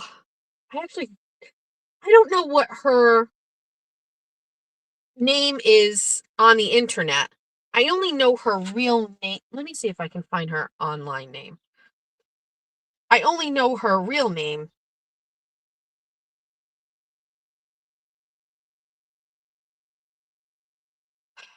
Let me see. Oh, I love the new blue license plates. You know the ones, right? The blue with the stars. They do. Oh my God, Heather, me too. They're so Barstool. I'll tell you the bestie's name. Hold on.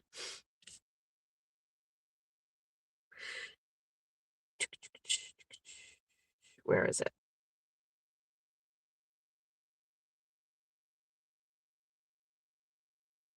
Hold on, I will find her name. Soft but not available for mistreatment. Carly posted this. Oh my God, it's so cute. Hold on, I just have to find. I just don't know what she uses. I have to get into Bestieverse more. I'm never here. Oh, I know. It's not in Bestieverse. I think it's on my page. Stand by. I want to just get this right. Hold on. Oh, Cody Warren is what her name is on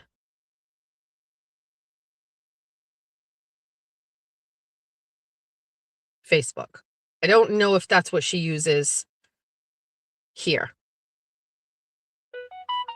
But Cody Warren is her name on Facebook.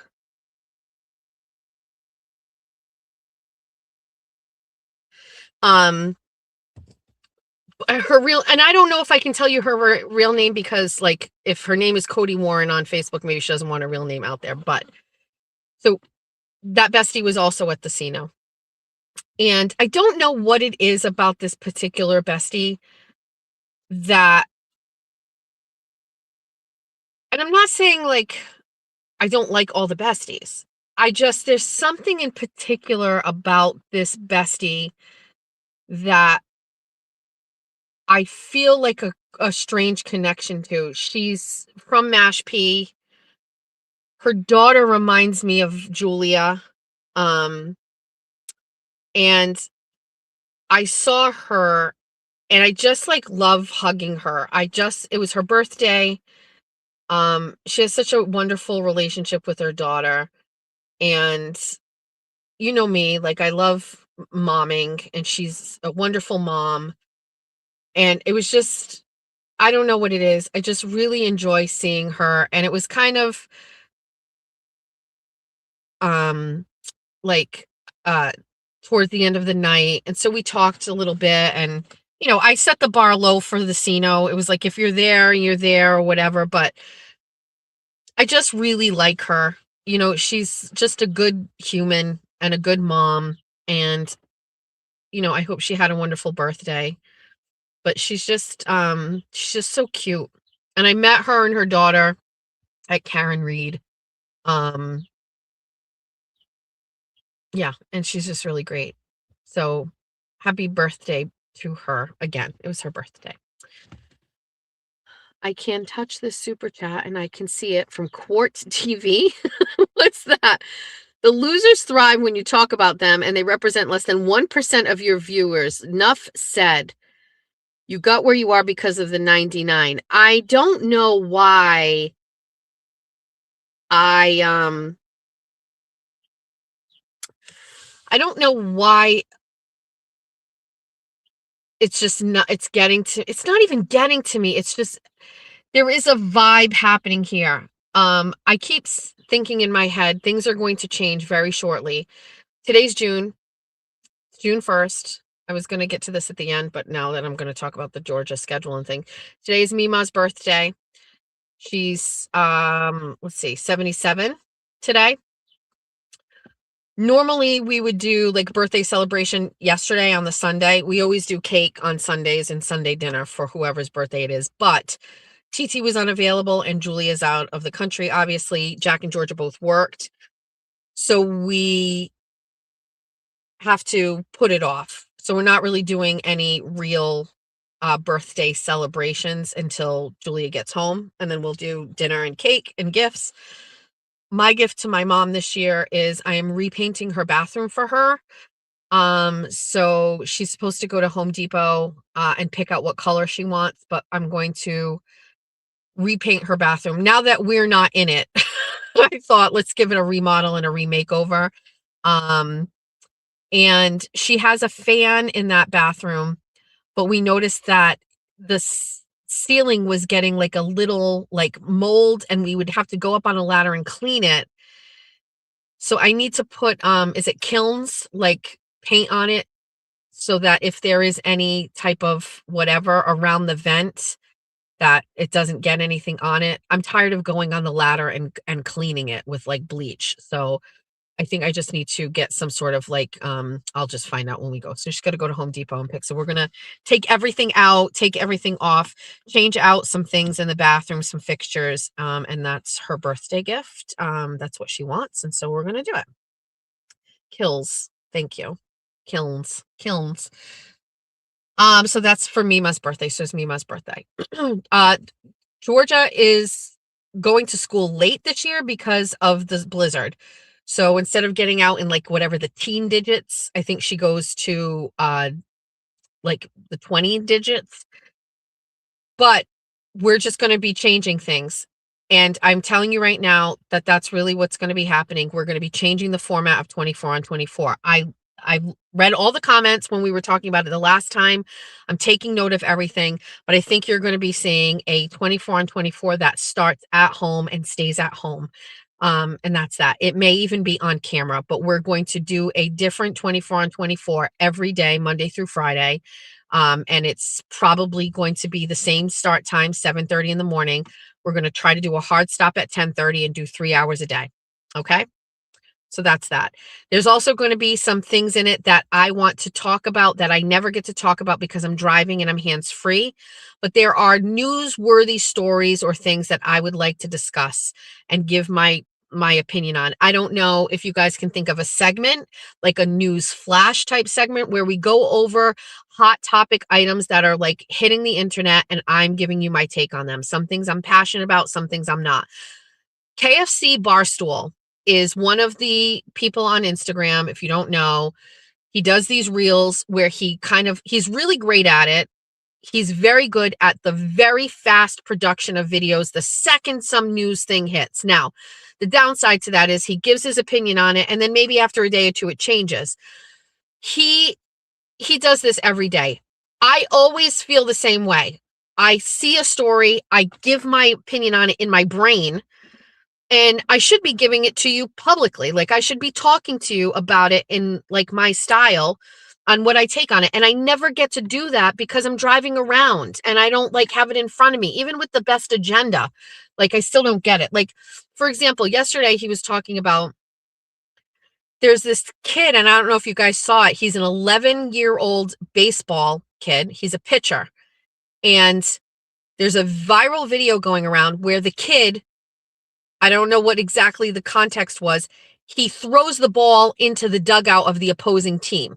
And it causes, obviously, it was deliberate. He pivoted, he turned, he threw the ball into the dugout. Well, turns out that the father of that kid is the coach. And that the father, as the coach, told his son, as the pitcher, to throw the fucking ball into the dugout. Now, apparently the father has been given a lifetime ban from playing sports or whatever, or baseball or whatever, baseball. But like there is a culture of father coaches that I don't like to disparage because they are keeping tradition alive. All American tradition of kids playing sports, of kids playing baseball, or in my case, kids playing softball.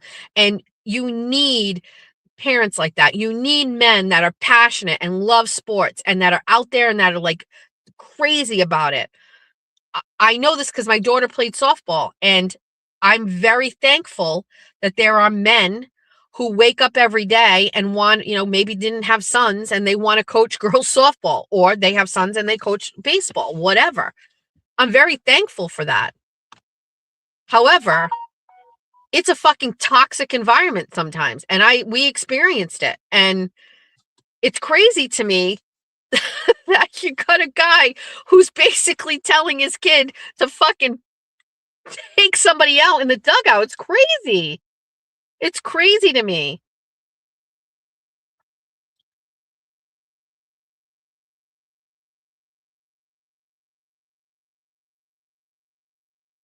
Hold on one second. Not sure if you've heard, but the principal from Greater New Bedford Voc Tech is going to be the superintendent of Diamond. Personally, my kids have both liked Principal Williams. My husband knows his brother and has a lot of respect for him. I don't know what he knew or didn't know about Jacob, but I know he included in all the school things when they were seniors and he would have been graduating. He was remembered. I did not hear that the principal of Greater New Bedford Voc Tech is going to be the superintendent of Diamond. That's disgusting. That's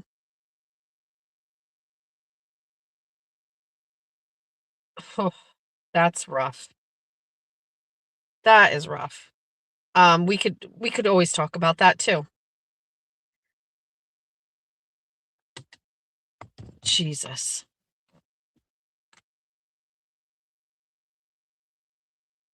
You know, the Jacob Pothier story haunts me to this day. And because the family has chosen to settle their lawsuit out of court or made a settlement, I take cues from the family when they were moving and wanted active, discussions about it and in the news. I was ready to go and I would always post and I would always write. And I wrote many stories about Jacob Pothier, but when the family kind of slowed down and backed up a little bit, I followed their cues. They're in mourning. It's a tragedy and I don't want to impede on that. I kind of resent like the Brian LTL getting involved in that fucking thing, which he only learned out from me. And, he mishandled the Enrique Delgado thing with the family.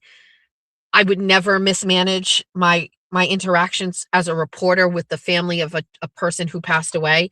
You've got to always err on the side of caution. And so Brian posted something several months ago about hey, how come you haven't finished, talking about this or whatever? Because I understand the dynamic of this for a family. And so I don't need clicks and views, and the public doesn't really need an update if the family doesn't want an update right now. You know what I mean?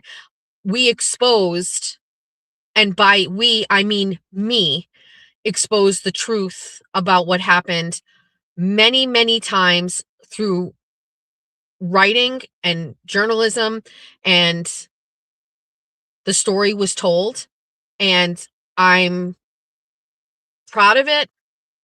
There's a reason why it got picked up nationally and internationally. Daily Mail had it, and that's good enough for me. It still haunts me, and I still think that there are people that need to be held accountable for everything that they did, but I kind of backed off. I had open communication with the person who's in charge of Jacob's estate, his aunt, Jennifer. She has a job, so we have to be careful with the job. And so it's just a lot. It's a lot there that people like Brian don't know anything about. But the thing that talking about this guy, this principal, and what he knew, I know what he knew, and he knew that a staff member had been having a sexual relationship with a student. The fact that these people continue to work, it's so incestuous. It's like the talent pool is so small that people can just leave school districts and go where they want to go, and it's very, very unfortunate. But anyway, that is unfortunate.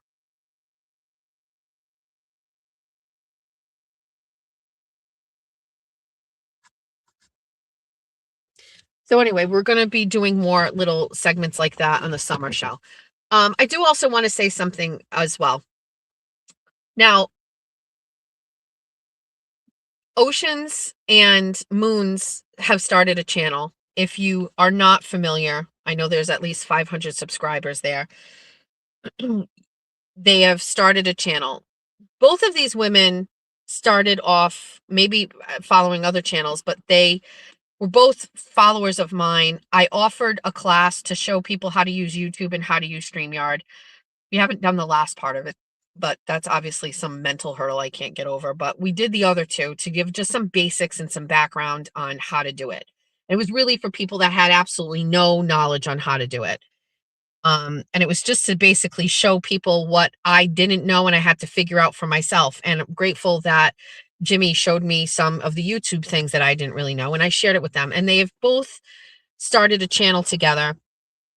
And much of the content is adjacent to what I do. They talk about my show, but they also talk about other things that are in this ecosystem and arena. And what I really have to acknowledge here is they both watch me. They both watch Aiden. They watch Jimmy. And they are very well aware of the environment surrounding people that talk about the things that we talk about. They have seen firsthand what people do to me. They see firsthand what happens on the internet when Aiden does what he does, and they just don't give a fuck. They know they know what's going to happen. They knew they would be a target. They knew that old mayor can't come to the phone right now account is going to post about them. They knew that they were going to dox them. They knew that they were going to get dug into.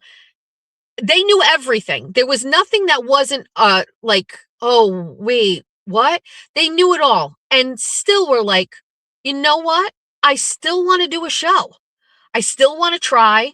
I still want to go talk about stuff. And they knew all of the things that could happen and they did it anyway. And I have to give them credit because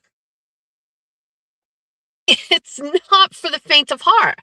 And by the way, I think they're two women who I wouldn't suspect would not care. They both have careers. They both have families.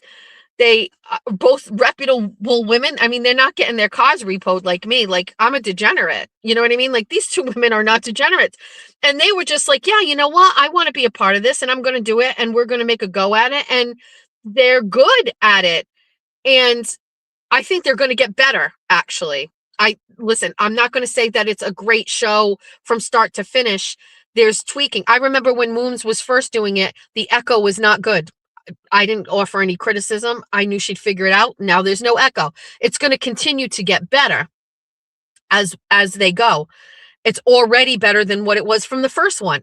The flow is different. It's structured. I mean, fuck, it's got structure. I don't even have structure. But all of that aside, they knew that they would be targets and they still did it anyway. And I just got to give them a lot of credit for that.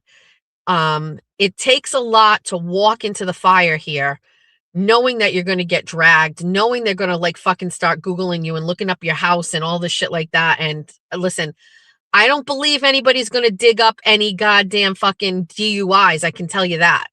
But I love that they're doing it. I love the pre-games. I feel special and honored that my show has had enough of growth and impact that there are people who do shows and talk about my show like that. That's fucking amazing. I'm fucking love it. I'm 100% here for it.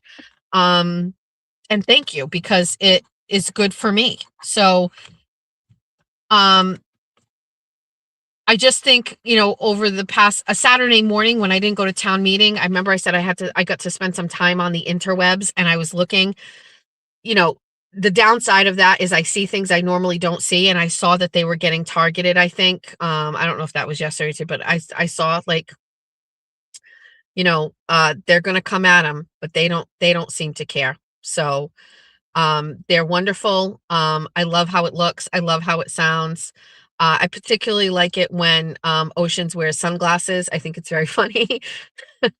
And they're great. That's that. Okay. That's the first time I've laughed on the show in like a couple days. On the agenda for today, I must finish my dining room table. It is destroyed. Also, I'll just tell you a story. I started cleaning my front porch. Remember, I planted my flowers. I hung my American flag. The other side of the porch needs to get finished. But in the meantime, I took down all of the icicle lights. I told Jeffrey we were going to move the icicle lights to the sunroom because twinkly lights in the sunroom is great, right? And I brought them in there and I was starting to hang them. Jeffrey came in like a bull in a china shop and he was like, let me help you. Stepped directly on the lights, broke a light, and now all of the strands don't work. So I need to find sparkly twinkly lights for the sunroom, because now the sunroom has no lights because we took down the small little ones that we had and now it's got no lights. I am going to be on the quest for good lights. If you have a link on Amazon to some good lights, text it to me. I need them to be twinkly. I need them to be soft yellow lights. I don't like anything LED. It's got to be soft and warm. Okay. Thank you. I'm also looking for good lights for my front porch to hang, but I think those, I don't know. If you can find some that are red, white, and blue with the round ball light, like that's what I had, but they were old. They were from Salvation Army, and I got them, and over time each strand started to die because they were so old. But I'm looking for if I could duplicate those red, white, and blue. We also have to send a message to the town administrator about the decorating town hall and asking for permission to do that. My RTC, they're all willing to chip in and donate for the 700 and some odd dollars that we are going to need to make it look pretty. We've got not much time to do it. It's already June, so we need it before 4th of July, and it's going to be several weeks before, so we got to get moving on that. So I've got to ask them for the try Five Below. Good idea. So we have to ask them for permission to do it. Basically, that's where we're at. I have to send a message to the guy who makes signs and give him the measurements of the sign for the old town hall and give him an idea of what I would like the sign to look like. He is offering to make it for us for free. And so I need to send him what that should look like. I'm very excited about that. I want town hall to look like the gem that she is for the 250th. And so I'm working on that. A bestie sent me a message about an internship for a sanctuary for sea turtles. Oh, oh yes. Thank you for sending this to me, Marcy. Thank you. Thank you.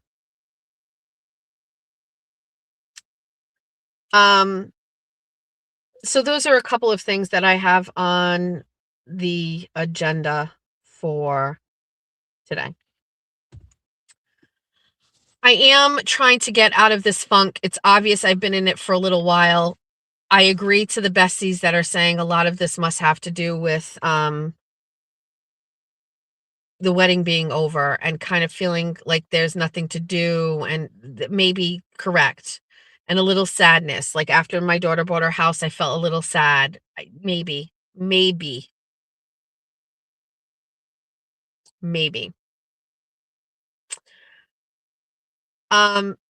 Sparkly Rabbit messaged me the other day, and she sent me, let me pull it up. Thanks, Heather. Spicy Misty, my agenda progress. I love Spicy Misty, man. Let me pull up this message. I filled my bird feeders yesterday. All the birds are happy.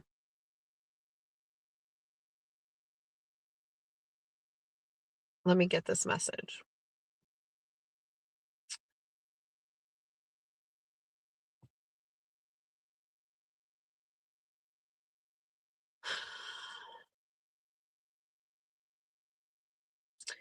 She sent a message yesterday, 7:01 a.m. Go to Deb Honey page and listen to the excerpts she posted from Meredith Spaces. They're talking about you in some of them. So let me just tell you this. I did not click on that. I did not go to that. I responded to Sparkly, nah, I don't care about that kind of stuff. People talk about me every day, all day long. And Sparkly Rabbit replied, I just think it's crappy these cunts do this. And I said, it is, but it doesn't hurt if you let it. Meaning like whatever. And she goes, point well taken. Contacting my family crossed the line for me. Indeed. Indeed. And I will say this. I will suspect forever, ever, there will be spaces about me. There will be women who don't like me, who don't live lives anything like me, that will do spaces and talk about me. Remember when I started this earlier? This is probably why I was talking about this, like my life and what I do. Like, Jennifer Altman doesn't do what I do in real life. She works a job and she spends, obviously, a tremendous amount of time on the internet. That is not even up for discussion. It is well documented when I just started looking at a couple of months worth of posts that throughout her day, from the start of the day to the end of the day, she thinks about me in the morning, in the afternoon, and at night. She posts all the time about me. Now, I noticed that she is now taken a liking to posting about Sparkly and I don't know, whoever else. Like, it's Jen Altman can tell you every day, all day long, twice on Sunday, that her life is great and her life is wonderful. And maybe it is for her. Maybe getting up, going to a job as a respiratory therapist is fulfilling for her. Maybe coming home to her cat and having a glass of wine and having dinner with her husband that she just married is bliss for her. Maybe that is exactly the enriched kind of life that she wants and has. However, it is nothing like the life that I live at all. I am very different. We have some commonalities where we're on the interwebs and we're invested in this whole like arena of stuff, but my life is very different from hers. I'm not focused on other people's weight. I am not posting hate speech every single solitary day. I don't listen to streams of people that I don't like. That's for starters. I would never do that. I look at my life and how valuable my time is, and I would never, ever, ever do it.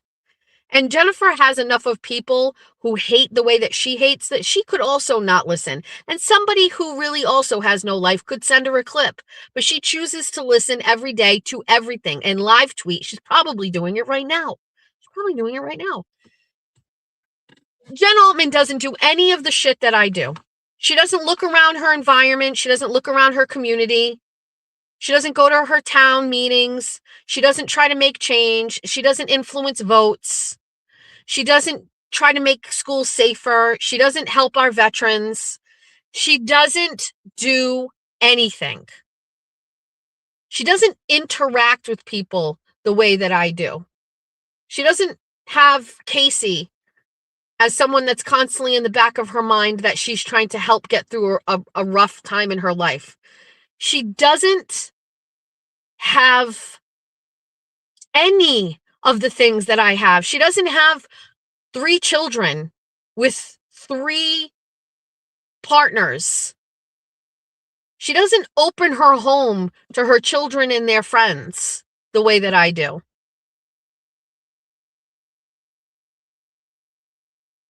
Nothing about Jen Altman's life is like my life.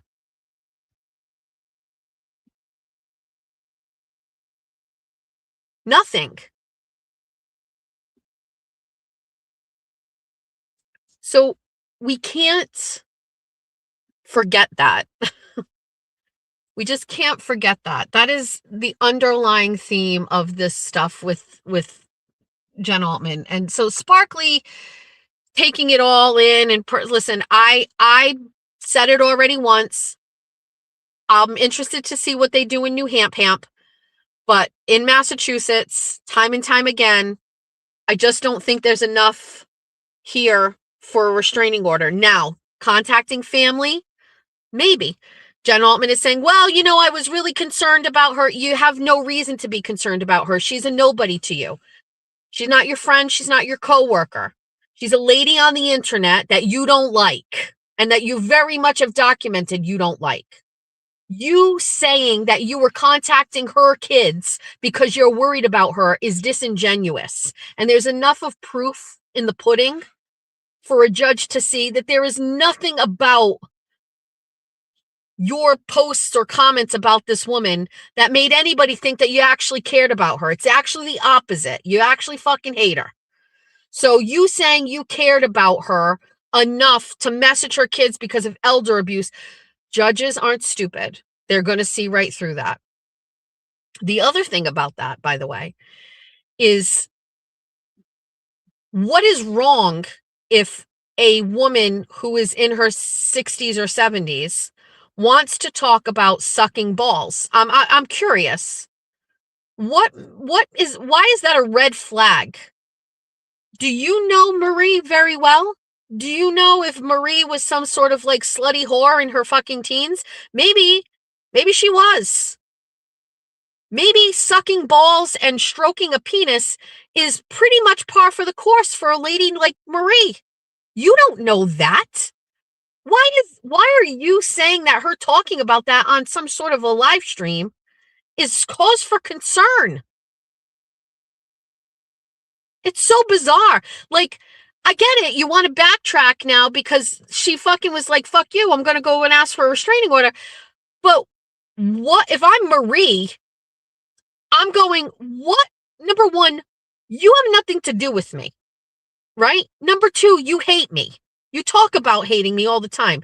Number three, if I want to talk about sucking balls, I have every right to do that, and that is not a red flag. The only thing we have really learned, honestly, through all of this is that Jen Altman doesn't like sucking balls or dicks or having sex or any of those things. She doesn't like any of those things, obviously. These things are big deals for her. When I simulate blowjobs on my show, that is a big problem for her. When Marie gets on a live stream and she starts talking about balls, it is really a problem for her. It makes her very uncomfortable. It is certainly not a reason to find somebody's child and reach out to them and say, you are not concerned.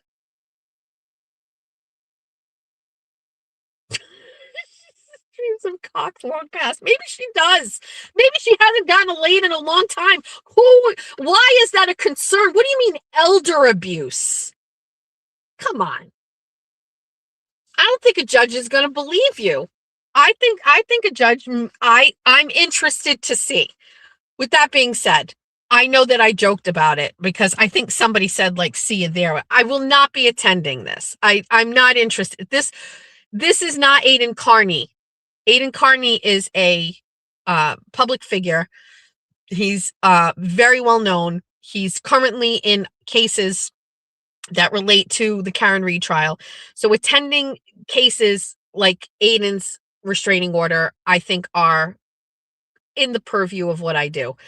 Going to this thing between these women, listen, I look forward to someone telling me the outcome and what happens, but I would not be attending that. I would not go to that. I would really not go to that. I think it's funny that people think I would. Why would I go to that? Why would I go to that? I So it'll be interesting just to see what happens, but I'm not sure. It's kind of tricky. It's kind of tricky. Now, keep in mind, someone got a restraining order on me for 2 full years, and I never contacted them directly. I never contacted their family. I simply just wrote things on the internet about them. Looking back on it, there's a couple of things about that never sat right with me. I would always chalk it up to saying like, well, I didn't know anything about the court system and I didn't know anything about the law. I couldn't hire an attorney. And so I couldn't defend myself properly. Right. And when Holly McNamara took me to court, I was very well prepared and was able to properly defend myself. However, I want to let you know that there is a sub conversation going on about the clerk magistrate in Fall River and one of the judges. And it's one of the judges that approved the order against me and the magistrate that sent me for an arraignment. And I've talked a long time now about long game, and I don't always win right away, but I win eventually. And the reason I win eventually is because I'm right about things. If I lose, I was wrong. But every single solitary time, no matter how long it takes, the validation comes. The truth comes to the surface, sometimes in the most unexpected ways. Sometimes I cultivate it. Sometimes somebody else helps me. But eventually, the truth always makes its way to the surface, and every single solitary time I am on the right side of it. Every fucking time. It has never fucking failed. For years, I would say that Shauna Geary was a terrible human. She was a fucking scumbag. She was a scam artist. And every fucking time I would say it, nobody believed me, and it took years. Years. We're talking 4 or 5 years for that whole thing to come out. Years. And when it did, it came out in spades. Okay. And I really believe that the extra layer to this whole thing involves the clerk magistrate, John O'Neill, and Judge Finnery. And I think the both of those men are a bigger part of the bigger problem that's going on down here of corruption, of pushing forward cases that never should be pushed forward, taking cases back and moving them back. For example, my case got pushed forward to the DA's office for an alleged violation of a restraining order, 2 alleged violations. It didn't matter that there was no proof. It didn't matter that there was video showing something completely different than what the police department said happened. It didn't matter. He pushed it through to an arraignment. Should have never fucking happened. Case in point, Ken Mello.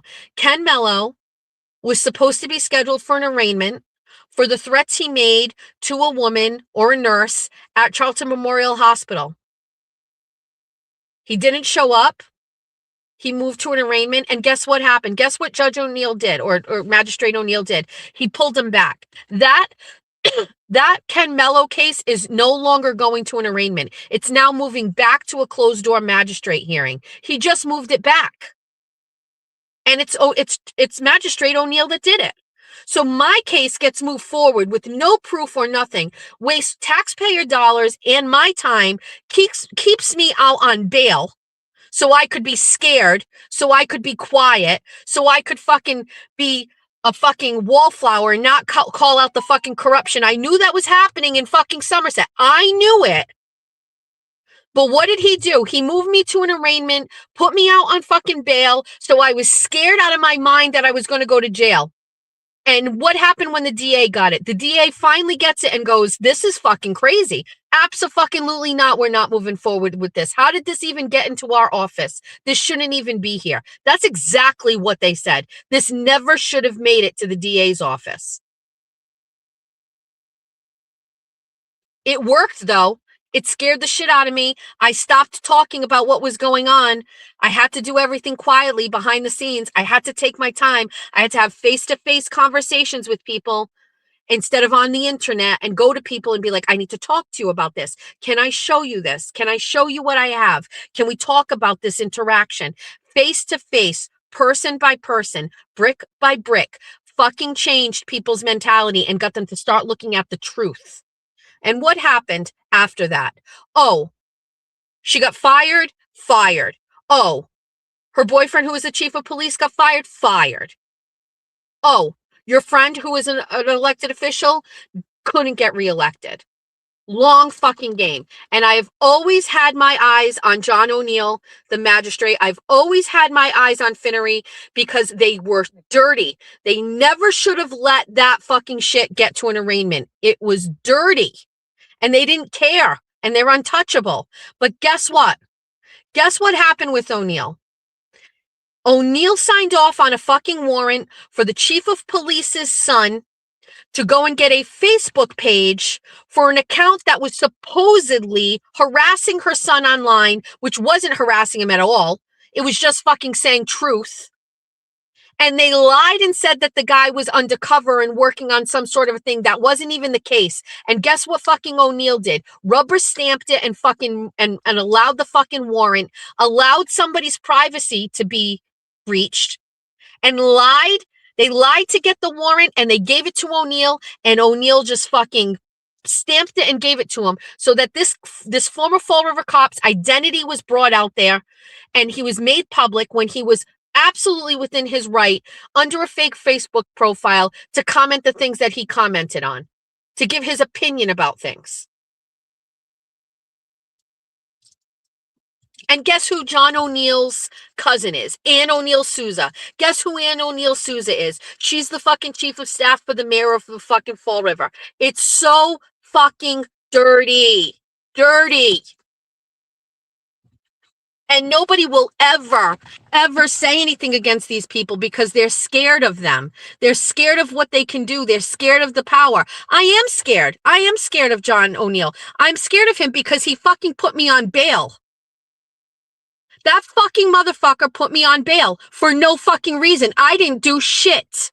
It was a dirty fucking case backed up by the police department on stupid shit that's not even true. And everybody believed everybody and fucked me over. And I am telling you, I am never forgetting it.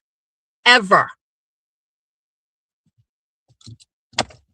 You guys know I have a fucking, I carry grudges all day, every day. Forever, ever. I always carry grudges, especially to people that I didn't do anything to, especially people that are politicians and elected officials and people appointed by those people who are fucking corrupt.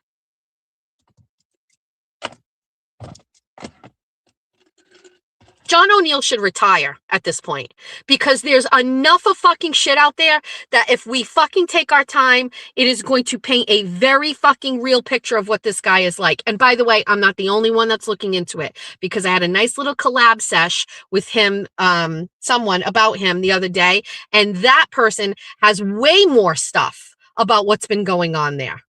It's not a legacy of just rulings and not by like just, I meaning just as in like justice, just rulings. It's not a legacy of being a magistrate that has done right by everybody. It's corruption. It's who you know. It's in your pocket. I asked for my arraignment to be pulled back to have a magistrate hearing because I missed a court date because I was so overwhelmed with all the court dates that were coming to me. He wouldn't pull it back. But what did Ken Mello do?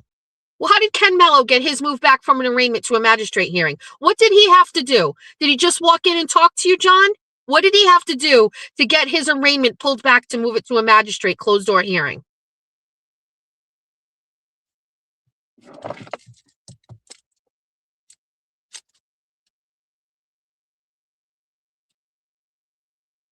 I'm just annoyed. Lawrence, Massachusetts is an absolute disaster right now. Lawrence, Massachusetts has one of the highest influx of migrants, and the people in charge there are absolutely crazy, deranged liberals. Deranged. I don't know if there's any hope for Lawrence, to be quite honest with you. Let me put this out there too. Maybe this is what I need to fix me.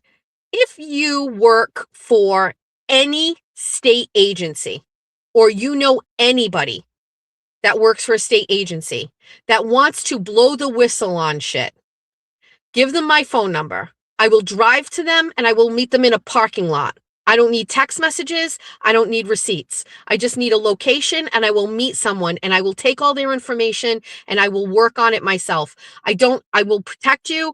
I won't fucking say who you are. You don't need to put anything in a text. If you want to, you can. I delete messages from my phone. I don't keep anything. You want to give me some tips? Send it my way. Maybe I just need to start working on shit.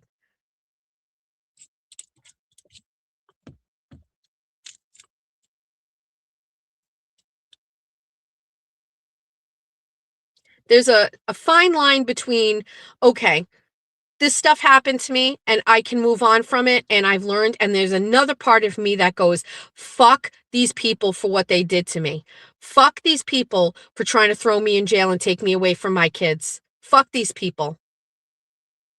And I was right. I'm always right about people. Always. Point out when I haven't been. Like, nothing for nothing, but Jim Altman posted, somebody said something about it. I don't know where I saw it. Somebody fucking sent me the link. I clicked on it. She posted a screenshot, okay?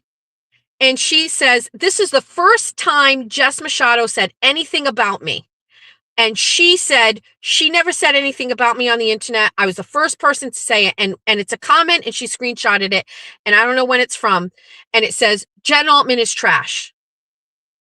Right? I don't know when it was. It was last year. It was before anything falling out with Aiden. It was before she switched sides and she went over to Meredith. It was before all of that. So you mean to tell me that before anybody else, I knew that Jen Altman was trash and a bad person and I publicly said it because it's my opinion and I was right? What am I, like some sort of like prophet? Or is it that I just knew? I knew her behaviors. I knew what she was like. I knew that she would turn on him. I knew it.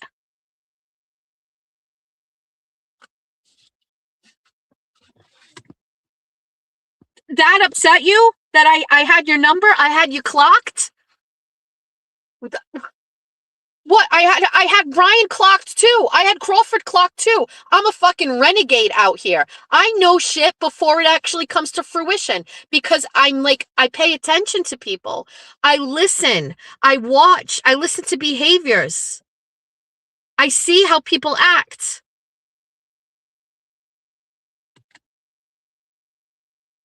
You guys all should too. You know the signs are there.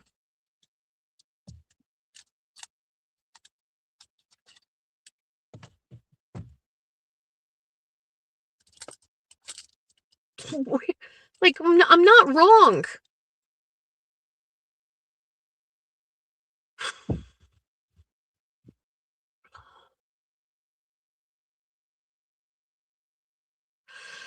I also want to say something else. More than ever, I just want to be alone out here. I want to be alone. I don't want to collab anymore. I don't want to talk to anybody anymore. I don't want guests anymore. I don't want to do anything anymore. More than ever, that's how I feel right now. I don't want to collaborate. I don't want to do joint shit. I don't want to do anything. I want to just be by myself. That's it. We've been in the driveway this whole time, but we have to go and get...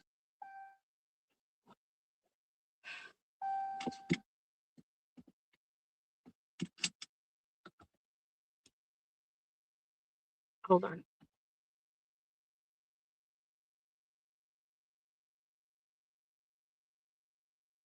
I'm going to be in the house for a while.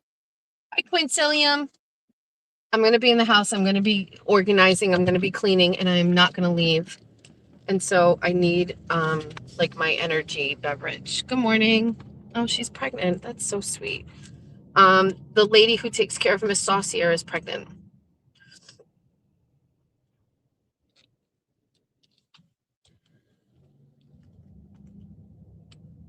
I need like my energy beverage. It's because I don't want to leave in like an hour or so.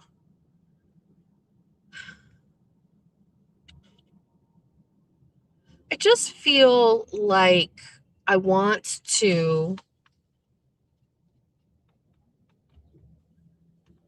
go inside a teepee with all of the women who get me and just be feral and come out and get scalps. You know, I think that's how I'm feeling. I feel like I just want to like go into a tent, make it hot, like vinyasa yoga. Get me in a teepee that's hot, right? I want it to be dark with some sort of like fucking fire shit going. I don't really know what it looks like. I don't know why a teepee. I just want to like get us all in a space and be absolutely feral cunts and then come out and go collect scalps. And then be just a baby later. You know what I mean? Later we can be just a baby. Maybe the reason I'm so uncomfortable and I can't get comfortable is because I'm like in the middle of everything and I'm holding back from being just a savage.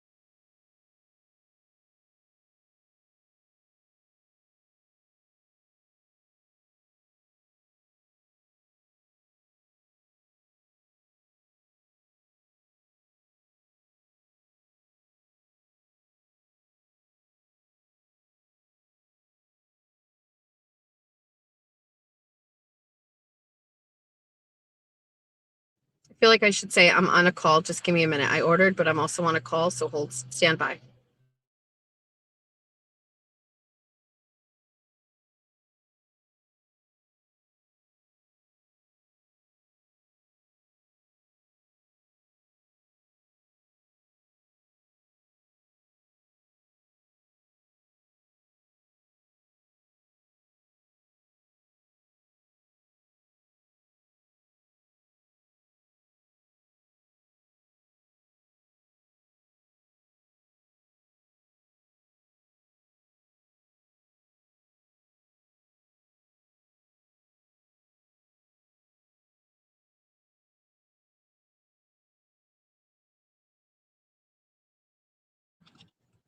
All right. Some political drama we're going to have to deal with, but not related to anything I was just saying, but something completely different. I will assist. I will lend my services. I don't really know if we need to go feral, but I got a lot of feelings.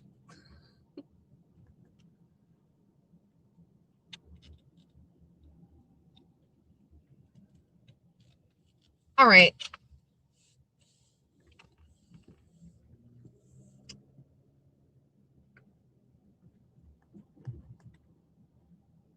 I think that's it. I needed this drink. And I got hash browns. Let me beat you to the punch, Jim. Take what I just said, clip it, or just comment and say, Jess Machado talks about going in a tent to sweat it out. She should do that and lose some weight. Did I do that right? Is that what you would normally do? Is that how you do it? You just take everything I say and then you spin it from a place of like bizarre jealousy and like hatred. It's a weird place to live, man. It's a weird, weird place to live. I 100% said you were trash, but that's because I knew you were. What you do and your obsession with me is unhealthy, baby. Baby, it's unhealthy. You cannot do this. You can't obsess over me. You should not be posting about me first thing in the morning, in the middle of the afternoon, at night. You shouldn't do that, baby. It's not good for you. Baby, come on. It's not good for you. It's not healthy for you.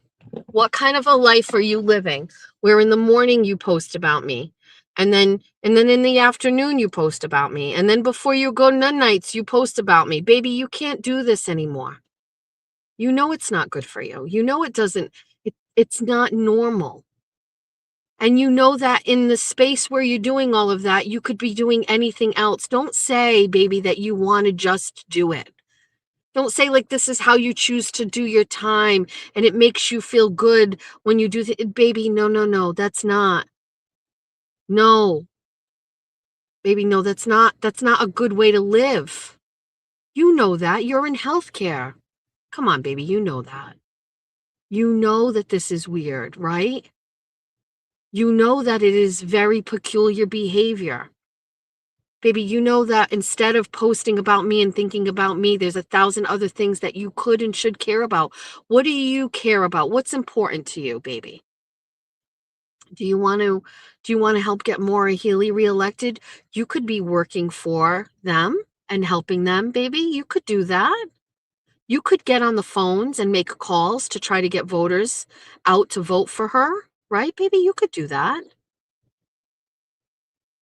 Baby, you could be spending time promoting all things related to anti-Semitism and how bad it is for us and in this country, and to change things. You could make a difference, right? Where do you live, baby? Do you have is there any group in your community that like meets and advocates for Jews in your community and like tries to counterpoint anti-Semitism, baby, in your community? Baby, do you realize that you could take that energy that you use on me and you could do it to go after the free Palestine people in your community that are trying to spread hate for Jews? Baby, what could you be doing instead of obsessing over me? You're listening right now, baby. Come on. What are you doing? Where are you right now? Are you in your car, in your Audi? Are you driving to your next patient? Or are you working from home today, baby? What are you doing? What are you wearing? Are you wearing black because it's slimming? Are you cozy? Is your belly flat today? Did you today, baby, have something really healthy for breakfast? When you were making it, were you by yourself? Or was your loving husband next to you? Did your son call you today to talk to you and tell you how much he loves you? Baby, come on, baby. You must be having such a wonderful day today. Are you watching birds out your window while you're listening to me? What's going through your mind, baby, when you're listening to my voice right now? The person behind it that you hate so much. You say that, baby. You know that, right? You know. You say all the time, God, I hate her. What's going through your mind when you're listening to me right now? Does my voice sound calm? Do you like it when I call you baby? What do you want me to call you instead? What, mama? You want me to call you mama? What do you want? You want me to call you sexy mama? What do you want? You want me to call you skinny baby? Do you want me to call you skinny baby right now? Skinny baby. Listen, skinny baby. Nobody's skinnier than you. Nobody has a better body than you. Your blonde hair is the perfect blonde. Mine is sub blonde. It's nothing compared to yours. I go to Rob Roy Academy and I get my hair done for free. You spend so much money because you're rich and your hair is better. So do you want me to call you skinny blonde sexy baby? Is that skinny blonde sexy baby? What are you doing right now? Are you listening on a laptop? Did you hook my show up to your TV? Or are you listening on your phone? Is it your work phone or is it your personal phone? Skinny sexy baby with the great blonde hair. Is your husband at work? What is he doing right now, skinny sexy blonde baby, while you're listening to me? Skinny sexy pretty baby. Why do you think it's healthy for you to be listening to someone that you hate so much? Why?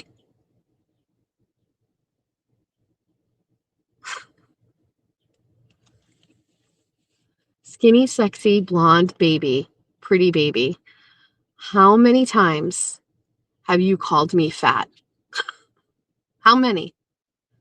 10, 20, 100, 500, 1,000. Come on.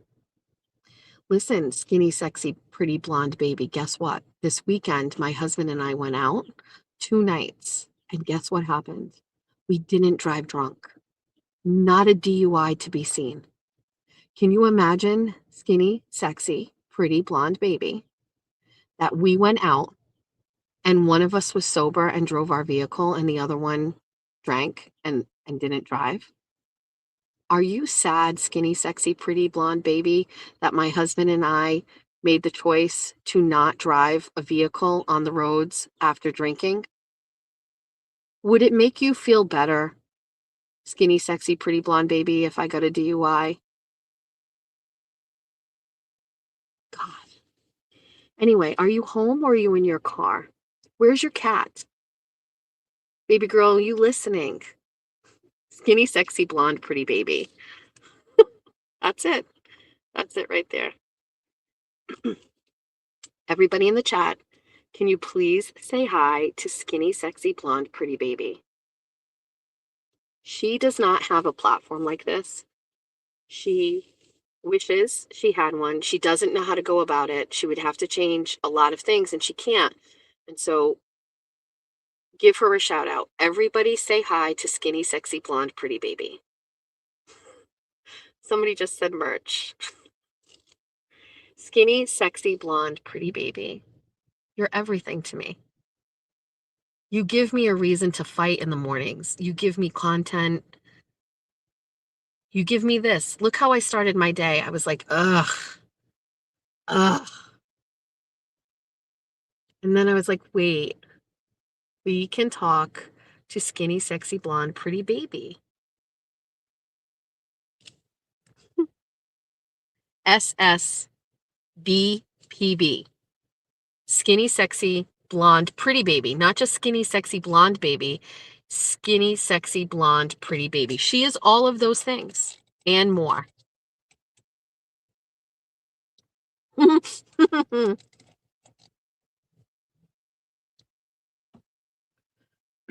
know what's crazy? Skinny, sexy, pretty blonde baby. I can't believe you texted me this weekend. That's wild.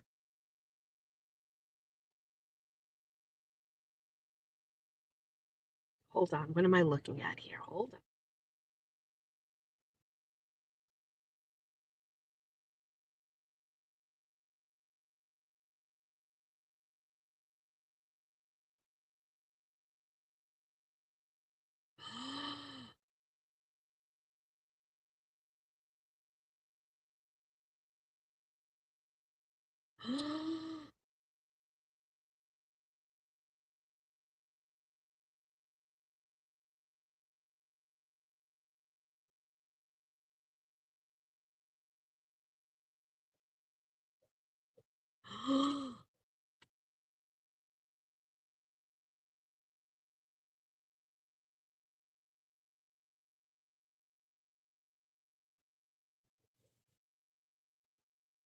What is happening? What is happening? Hold on. Listen, I'm not trying to be, just let me just look at something first. I'm okay. Somebody just sent me something. And by somebody, I mean Aiden. I just need to look at something. Will you give me a minute to look at something and make a decision on whether we discuss it? Will you just give me 1 minute to do it? Give me one. Oh, good morning. Hello. How are you? I'm good. Shove that in your box. I grabbed it. Oh, thank you. No problem. Thank you. And you're all set. Thank you. Have a good day. Sorry about the dogs. Don't worry about it. We got a mail delivery. Bay Harbor Beauty sent me a package. What's in it? Let's open it. Hold on. We can't. We have to discuss. Oh, May, June books. Okay, wait. Hold on. We're going to do these two things. Hold on. I need to look at this. Give me a second.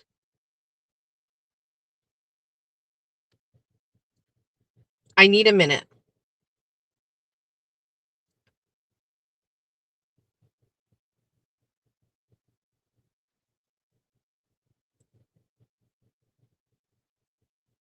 I just need 1 minute. Give me a minute.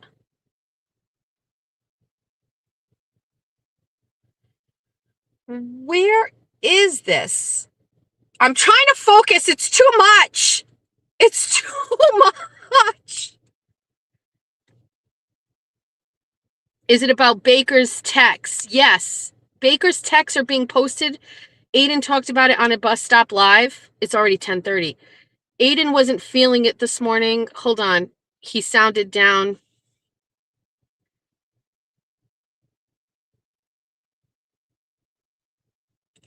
Okay, so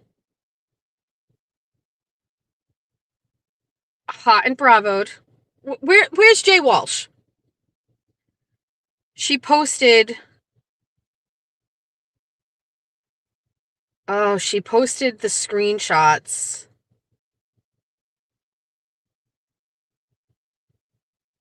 She posted the screenshots of the sexting between her and Baker.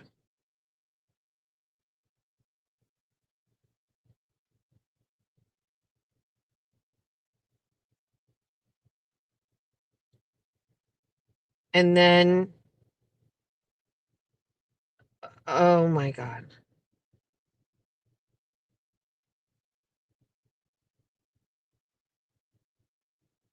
Ugh. Is this a fleshlight? What am I looking at? Oh boy.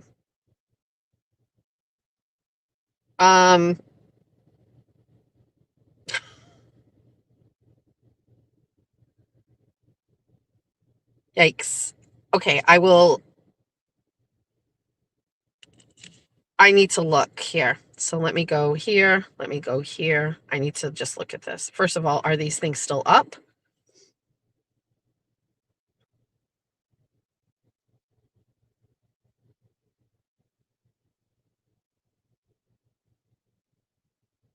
I don't know if they're still up. Where was this? I will investigate later.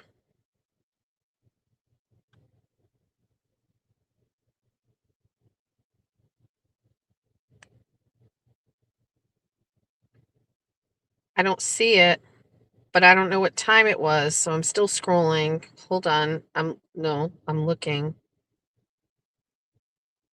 I don't see it. Are these gone? Did these things go away? They're not up. Okay, so I'm searching for nothing. Alrighty. Well, there's that. Bay Harbor Beauty sent me something. I'm gonna open it. Do I have something that I can use to? Do I have a tool? I have a tool. I have scissors. I have a tool. Also, I need to clean this car, like vacuum it. Wedding weekend, it was destroyed. What is Bay Harbor Beauty sending me today?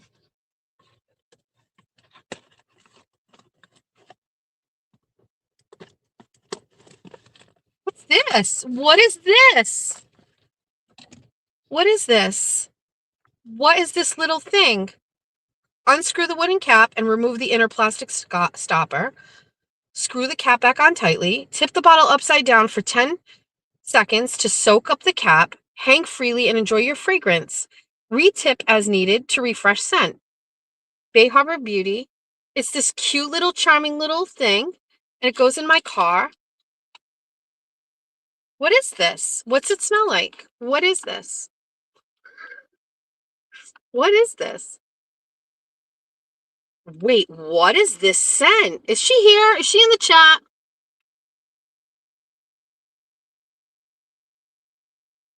I show you. What is this? What is this? It's this charming little thing. Hi, she's here. Julie, what is this charming little thing? I'm going to put it on my car and hang it on my... It's very cute. And also it has like a very good smell. And I'm like a smell girl. So charming. Enjoy your fragrance and drive safely. That is not the only thing that's in here. This is really cute. Are we doing different things? What's this? Oh my God, Saki Cleansing Balm. Is this bigger than the one I have? This feels bigger. Did you get a bigger size? This is the stuff that I use to wash my face off when I have a full face. Listen, if I just have mascara, I am using... I'm always just using, yes, now it's 10 ounces. I knew it. I'm using soft soap, but Saki Cleansing Balm is when I'm taking the whole face off. And it is, yes, it's almost like it looks like it's wax, but it's, I don't know how to describe. Makeup just basically falls right off my face. When I need to do a full clean, especially like after Bunny After Dark, like that's basically what I use. That's it. And it's 10 ounces now. So the next thing that I just got, which I'm going to open, is there is a woman who does these coloring books. And so let's be very honest. She sent me some things and I was like, okay, I'll show everybody. But I'm not a coloring book girly. Like I'm not. Is that who this is from? May June Books. Yes, I'm not a coloring book girly. So I wasn't like, I don't want to say like, I want to be authentic. And I love what she did and it's cute, but I wouldn't use it. With that being said, I had an idea and I messaged her. I don't think this is it because it can't be that fast. But I did message her and I said, I think we need some sort of a workbook for Horizon Social Charts, where you work out your Horizon Social Chart. Why is this person? Did she already do it? That would be impossible. I just texted her about it. And she wants to like do a collab with me where if we promote them, that I get like a certain percentage. A new design included in this book. I printed a new one for you to share with TT. Coloring pencil starter kit options. Dollar Tree has great ones. Okay. Merch for your... So this one's Color Your Thoughts. Shades of the Soul. Relaxing, fun coloring pages with journal prompts. Adult coloring. Artistic meditation journals. Maybe I do need this. Filled with Jessisms, paired with Christinisms. A beautiful blend of sarcasm and self-kindness. You know, sometimes I sparkle, sometimes I hiss. I mean, maybe I do need to do a little bit of this. What is this? My body count is none of your business. What? What? My body count is very, very low, just to be honest. Twinning. Oh, TT and I are in this. Life is full of possibilities. Ooh, plants. How do you balance listening and trusting yourself? I'm not stubborn. I'm selectively cooperative. And it's got bunnies and seagulls. So this is very cute. Sun Salutations, Savers, Pyrex. This is just, look, fishing. I'm going to show you what it looks like. It's this, okay? It's a book and it's all coloring. Now listen. Listen. I probably should be using this. I am saying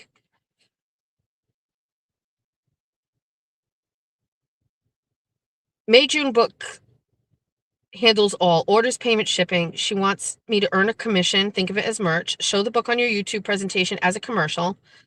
I would greatly appreciate your support for my small business. As a fan of your show, I enjoy the insiders in the know. I enjoy adult pencil coloring and would love to share it with your other fans. An explanation of the book. When you go to the bookstore to purchase a journal, it's $35 with a nice paper of blank pages. This is more than a blank journal.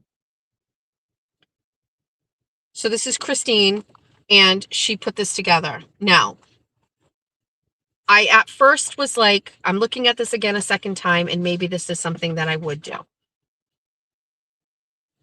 And I have another one, but this is like with pages and it's in a book. I kind of don't hate it. I just don't know what I would like. And I said this to her is I really feel like a Horizon Social Chart workbook is something that I can get behind. Maybe this, I have to think about it again, to be very honest.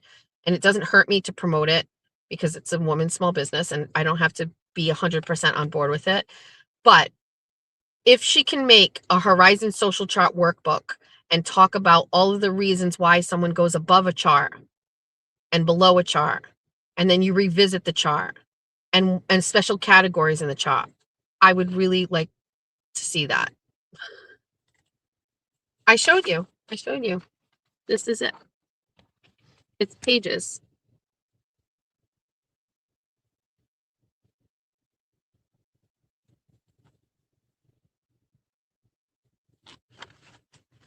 There's things, lists.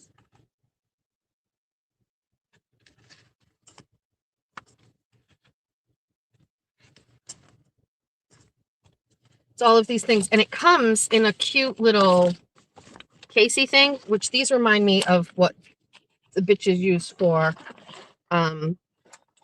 Ooh, is this a good pen?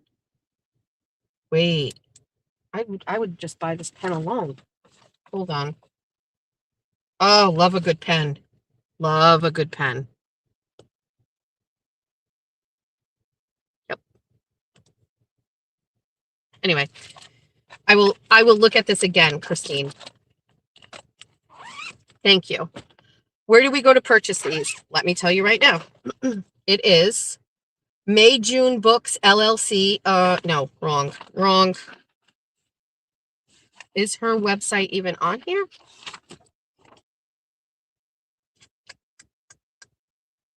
Is she here? Is she in the chat? It's May June Books LLC. Artistic.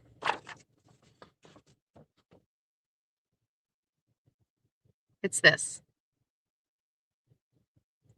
The pen has just her email.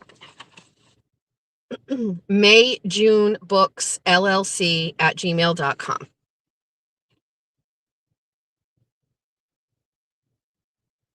On the pen. All right. What did I call Jim again? Skinny. You're welcome. What is it again? Skinny. Are you still there? Skinny, pretty. Oh, skinny, sexy. Skinny, sexy. Skinny, sexy. Skinny, sexy, blonde, pretty baby. Hi, skinny, sexy, blonde, pretty baby. It's me. I'm back. Sorry for the distraction. I just was going through the gifts that I was sent from some of my most loyal friends and supporters. Skinny, sexy, blonde, pretty baby. Do you have anybody that wants to send you something? Are you okay if we send you things? Skinny, sexy, blonde, pretty baby. Are you still listening? What are you doing right now? Are you having a 100 calorie half of a bagel with like some sort of like 10 calorie spread on it? Are you? What are you eating right now? What do you have? Nothing? You're not eating anything. You want your tum tum to be flat. You're still so skinny and so sexy. You are sexy. You drip sex. You know that. You know, like when you post a picture, you know that that's what's happening. You are just oozing sex.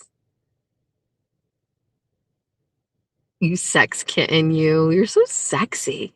What a great quality to have.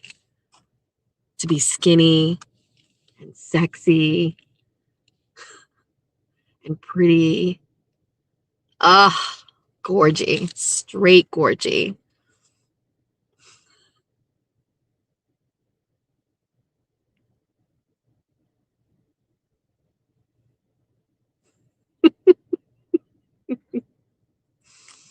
Anyway, skinny, sexy, skinny.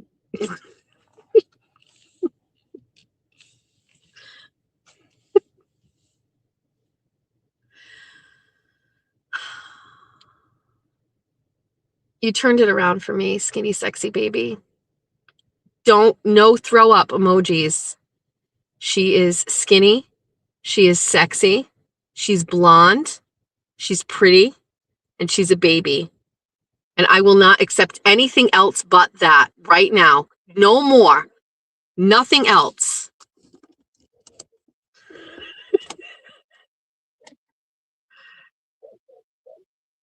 Skinny, sexy. That's a song.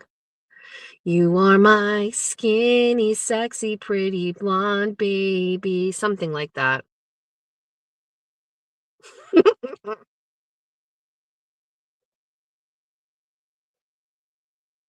HOTTT. TTT. I got to get out of this car. Listen. Disaster of a show. Disaster. 3 hours of absolute nonsense, self-deprecation, bitching, complaining, angry, yelling, food, crying. I didn't cry. I didn't even cry today. I didn't even cry. What the fuck? I didn't even cry. That's a win. Let me gather all of my wares. I got in this car with nothing, and now I have all the things. Jeff needs to play the guitar, and we need a duet. We did a duet the other day, Cupertino duet. So,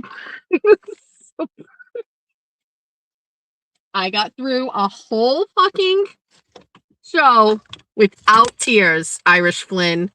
Thank you for caring. Hi, Debbie. Good morning. Moons, you cried for me. What I'm gonna leave this little thing in my car. I gotta ask Jeffrey if I can hang it. He might not let me, but we're gonna ask. It smells good. You know who would like this? Erin. Erin always had the sense. I will buy one and send to Erin. How much are these? I'm gonna send them. $20? That sounds like a fair price for that. All right. Let's get this. Is Moons and Ocean doing any type of show or anything today? What's going on with the shows? What's going on with shows? How am I going to carry all this stuff out of the car? How am I going to do sun salutations? I have all of these things. I'm not going to be able to do sun salutations right now. Let's go get the mail because she left it in the mailbox.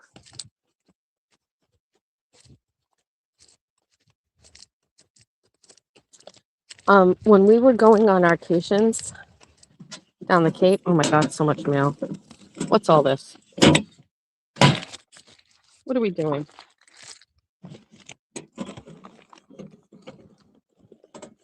These new mail people.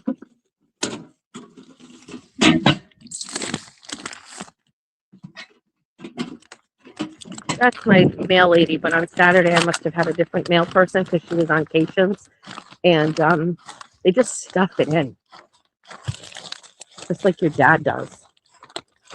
What was I just gonna say?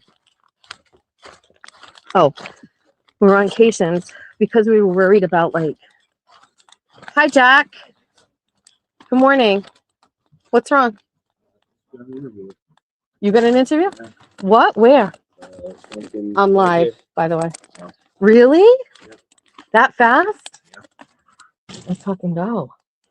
How do you feel? When's the interview? Tomorrow at 9. Jack. Yeah. Awesome.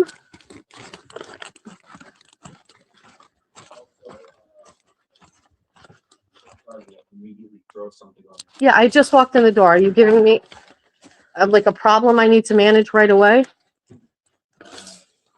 Don't. Oh, all right. Can you talk to them? I have to pay. Hi guys. Hi guys. I woke up literally 5 minutes ago. I don't know. I don't know what to talk about. I think the Chili's arc is over, guys. I think I've decided it's time to move on.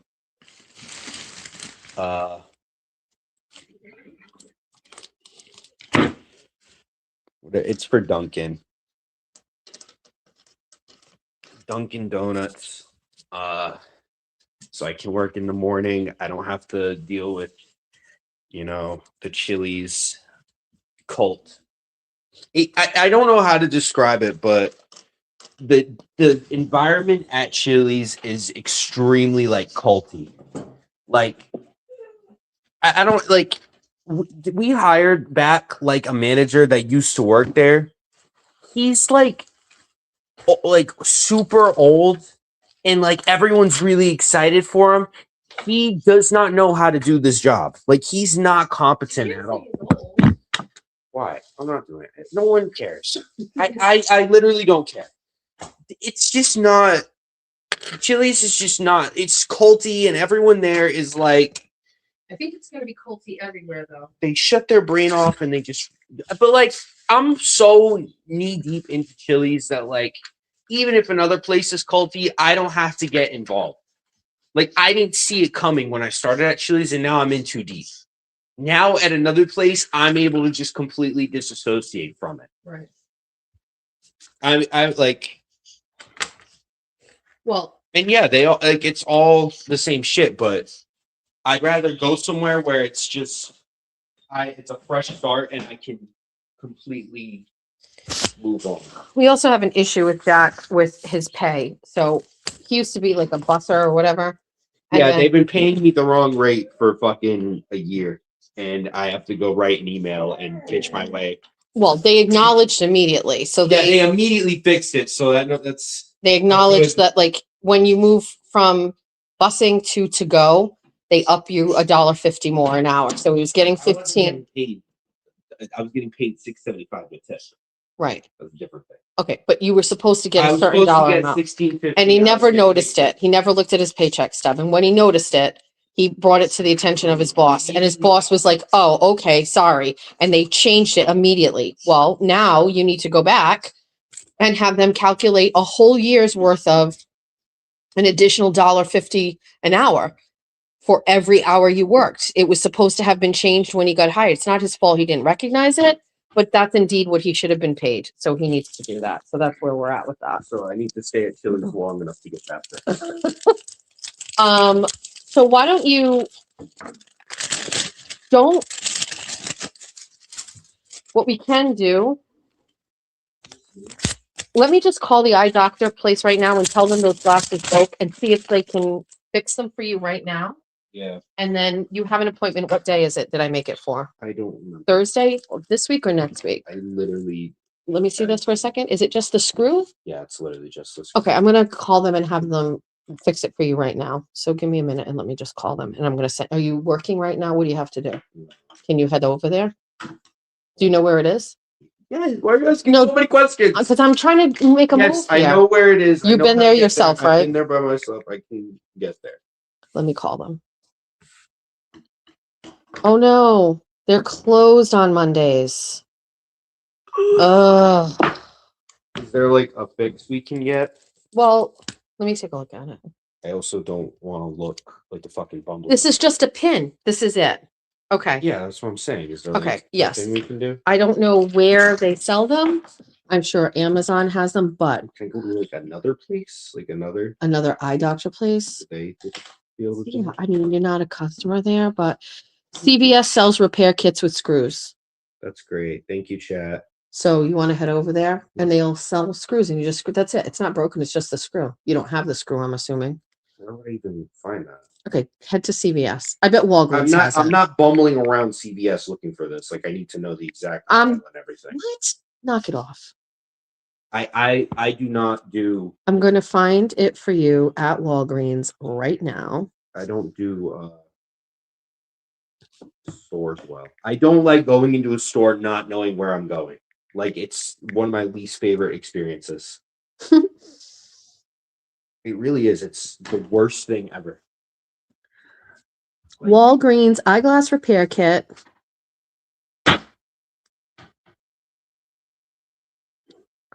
Pick up same day. Let me just make sure it's exactly what you want. What does it have? Does it have screws in it? Doesn't even say. look at it. I am. Photo. Oh. 4 hinge screws, sizes to fit most frames. Here you go. Can you literally get in your vehicle and drive to the store a block away and go and get this? You want me to tell you what fucking aisle it's into? Yes. No, I'm not. Go pick it up. It's $5. Good day. Jesus. Hate to throw it on your lap. I'm walked in the door for 5 seconds. Okay. Second thing. Hi, Jessica. Please let us know if anything is needed from our end. So we registered Georgia for driving school. Let's read this email. Georgia is now registered for our 1-week in-person class. Please sign the attached price sheet with a parent signature and parent-student contract. Bring these with you on the first day. If you can't print them, hard copies will be provided on the first day and must be returned the following day. Review all attached price sheet, which outlines all fees, including those from the RMV. Please note the package price is $1,060, even if the parent class has already been completed and does not include the RMV fees. Deposits are non-refundable. Payments must be made on the first day of class. We accept cash, credit, and debit cards, which are subjected to a 3% fee, bank checks or money orders. If paying by bank check or money order, please include the student's name in the memo line. Please remember that students must be 15 years and 9 months old by the start of class. Save this email for your records as confirmation of registration. Perfect. Okay. That's great. Okay. 2 things, boom, right out of the chute. Well, it's 11 o'clock. I mean, it's not like, hold. So there's that. All right.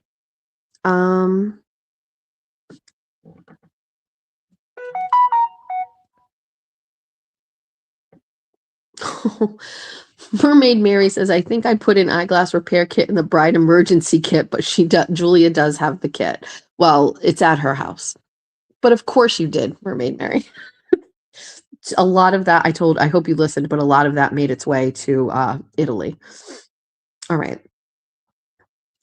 I think that's it. By the way, hi, just getting here while we're still live. We are kicking off June with an obnoxious, all over the place live that makes no sense. And we are doing our absolute best. Hold on one second. I need to do one thing. We had a mediocre May, but with that being said, it still wasn't that bad. I just have to do one thing here.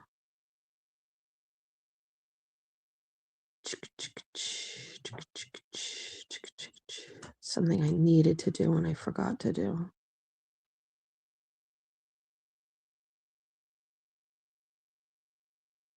Okay, perfect. Jesus, Jessica. All right. You're doing great, sweetie. Okay, besties. So this is it. It's the best I can do for you today. Absolutely terrible.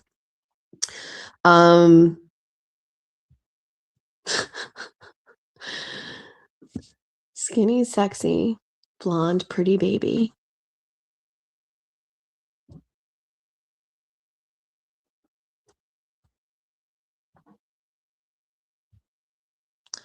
Question, Jess, if you're willing to answer, do you get paid better from YouTube when the lives are longer or just by views? Both. All of those things come into play when they make a decision on what they pay, like per views, like per 1,000 views. Everything that I've been able to see points to more engagement, longer shows, interactions, all of those things. Those end up generating more revenue for YouTube ads. it does say that, but like my show's an anomaly. Like my number is really high. It should never be. I'm not saying it should never be, but like to have a $30. Somebody asked if the longer I do a show, does that fare better for YouTube? Like, is it just the views or whatever? But from what I read, YouTube does like favor shows that can go long. Like they don't want half-hour shows. They want longer shows. It fares better for the content creator.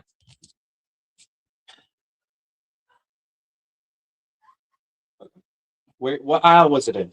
Nobody knows. What do you mean nobody knows? The chat said you need to be a man and go find it for yourself. We found the store, we found the item, and we found the price. That's none of that is as helpful as what aisle. Make sure you think about, is there anything that you need from that store so you don't go back twice today? Do you need anything else from the store when you're going? They don't sell those there. Oh, you want to move to Texas? Oh, you want you? Oh. No. Oh. Anyways. You can go to the front desk at the place and you can. Okay, I'm not late for. Oh, okay, baby. Mom, my glasses are broken, Mom, and I need you to tell me where I can buy screws, Mom.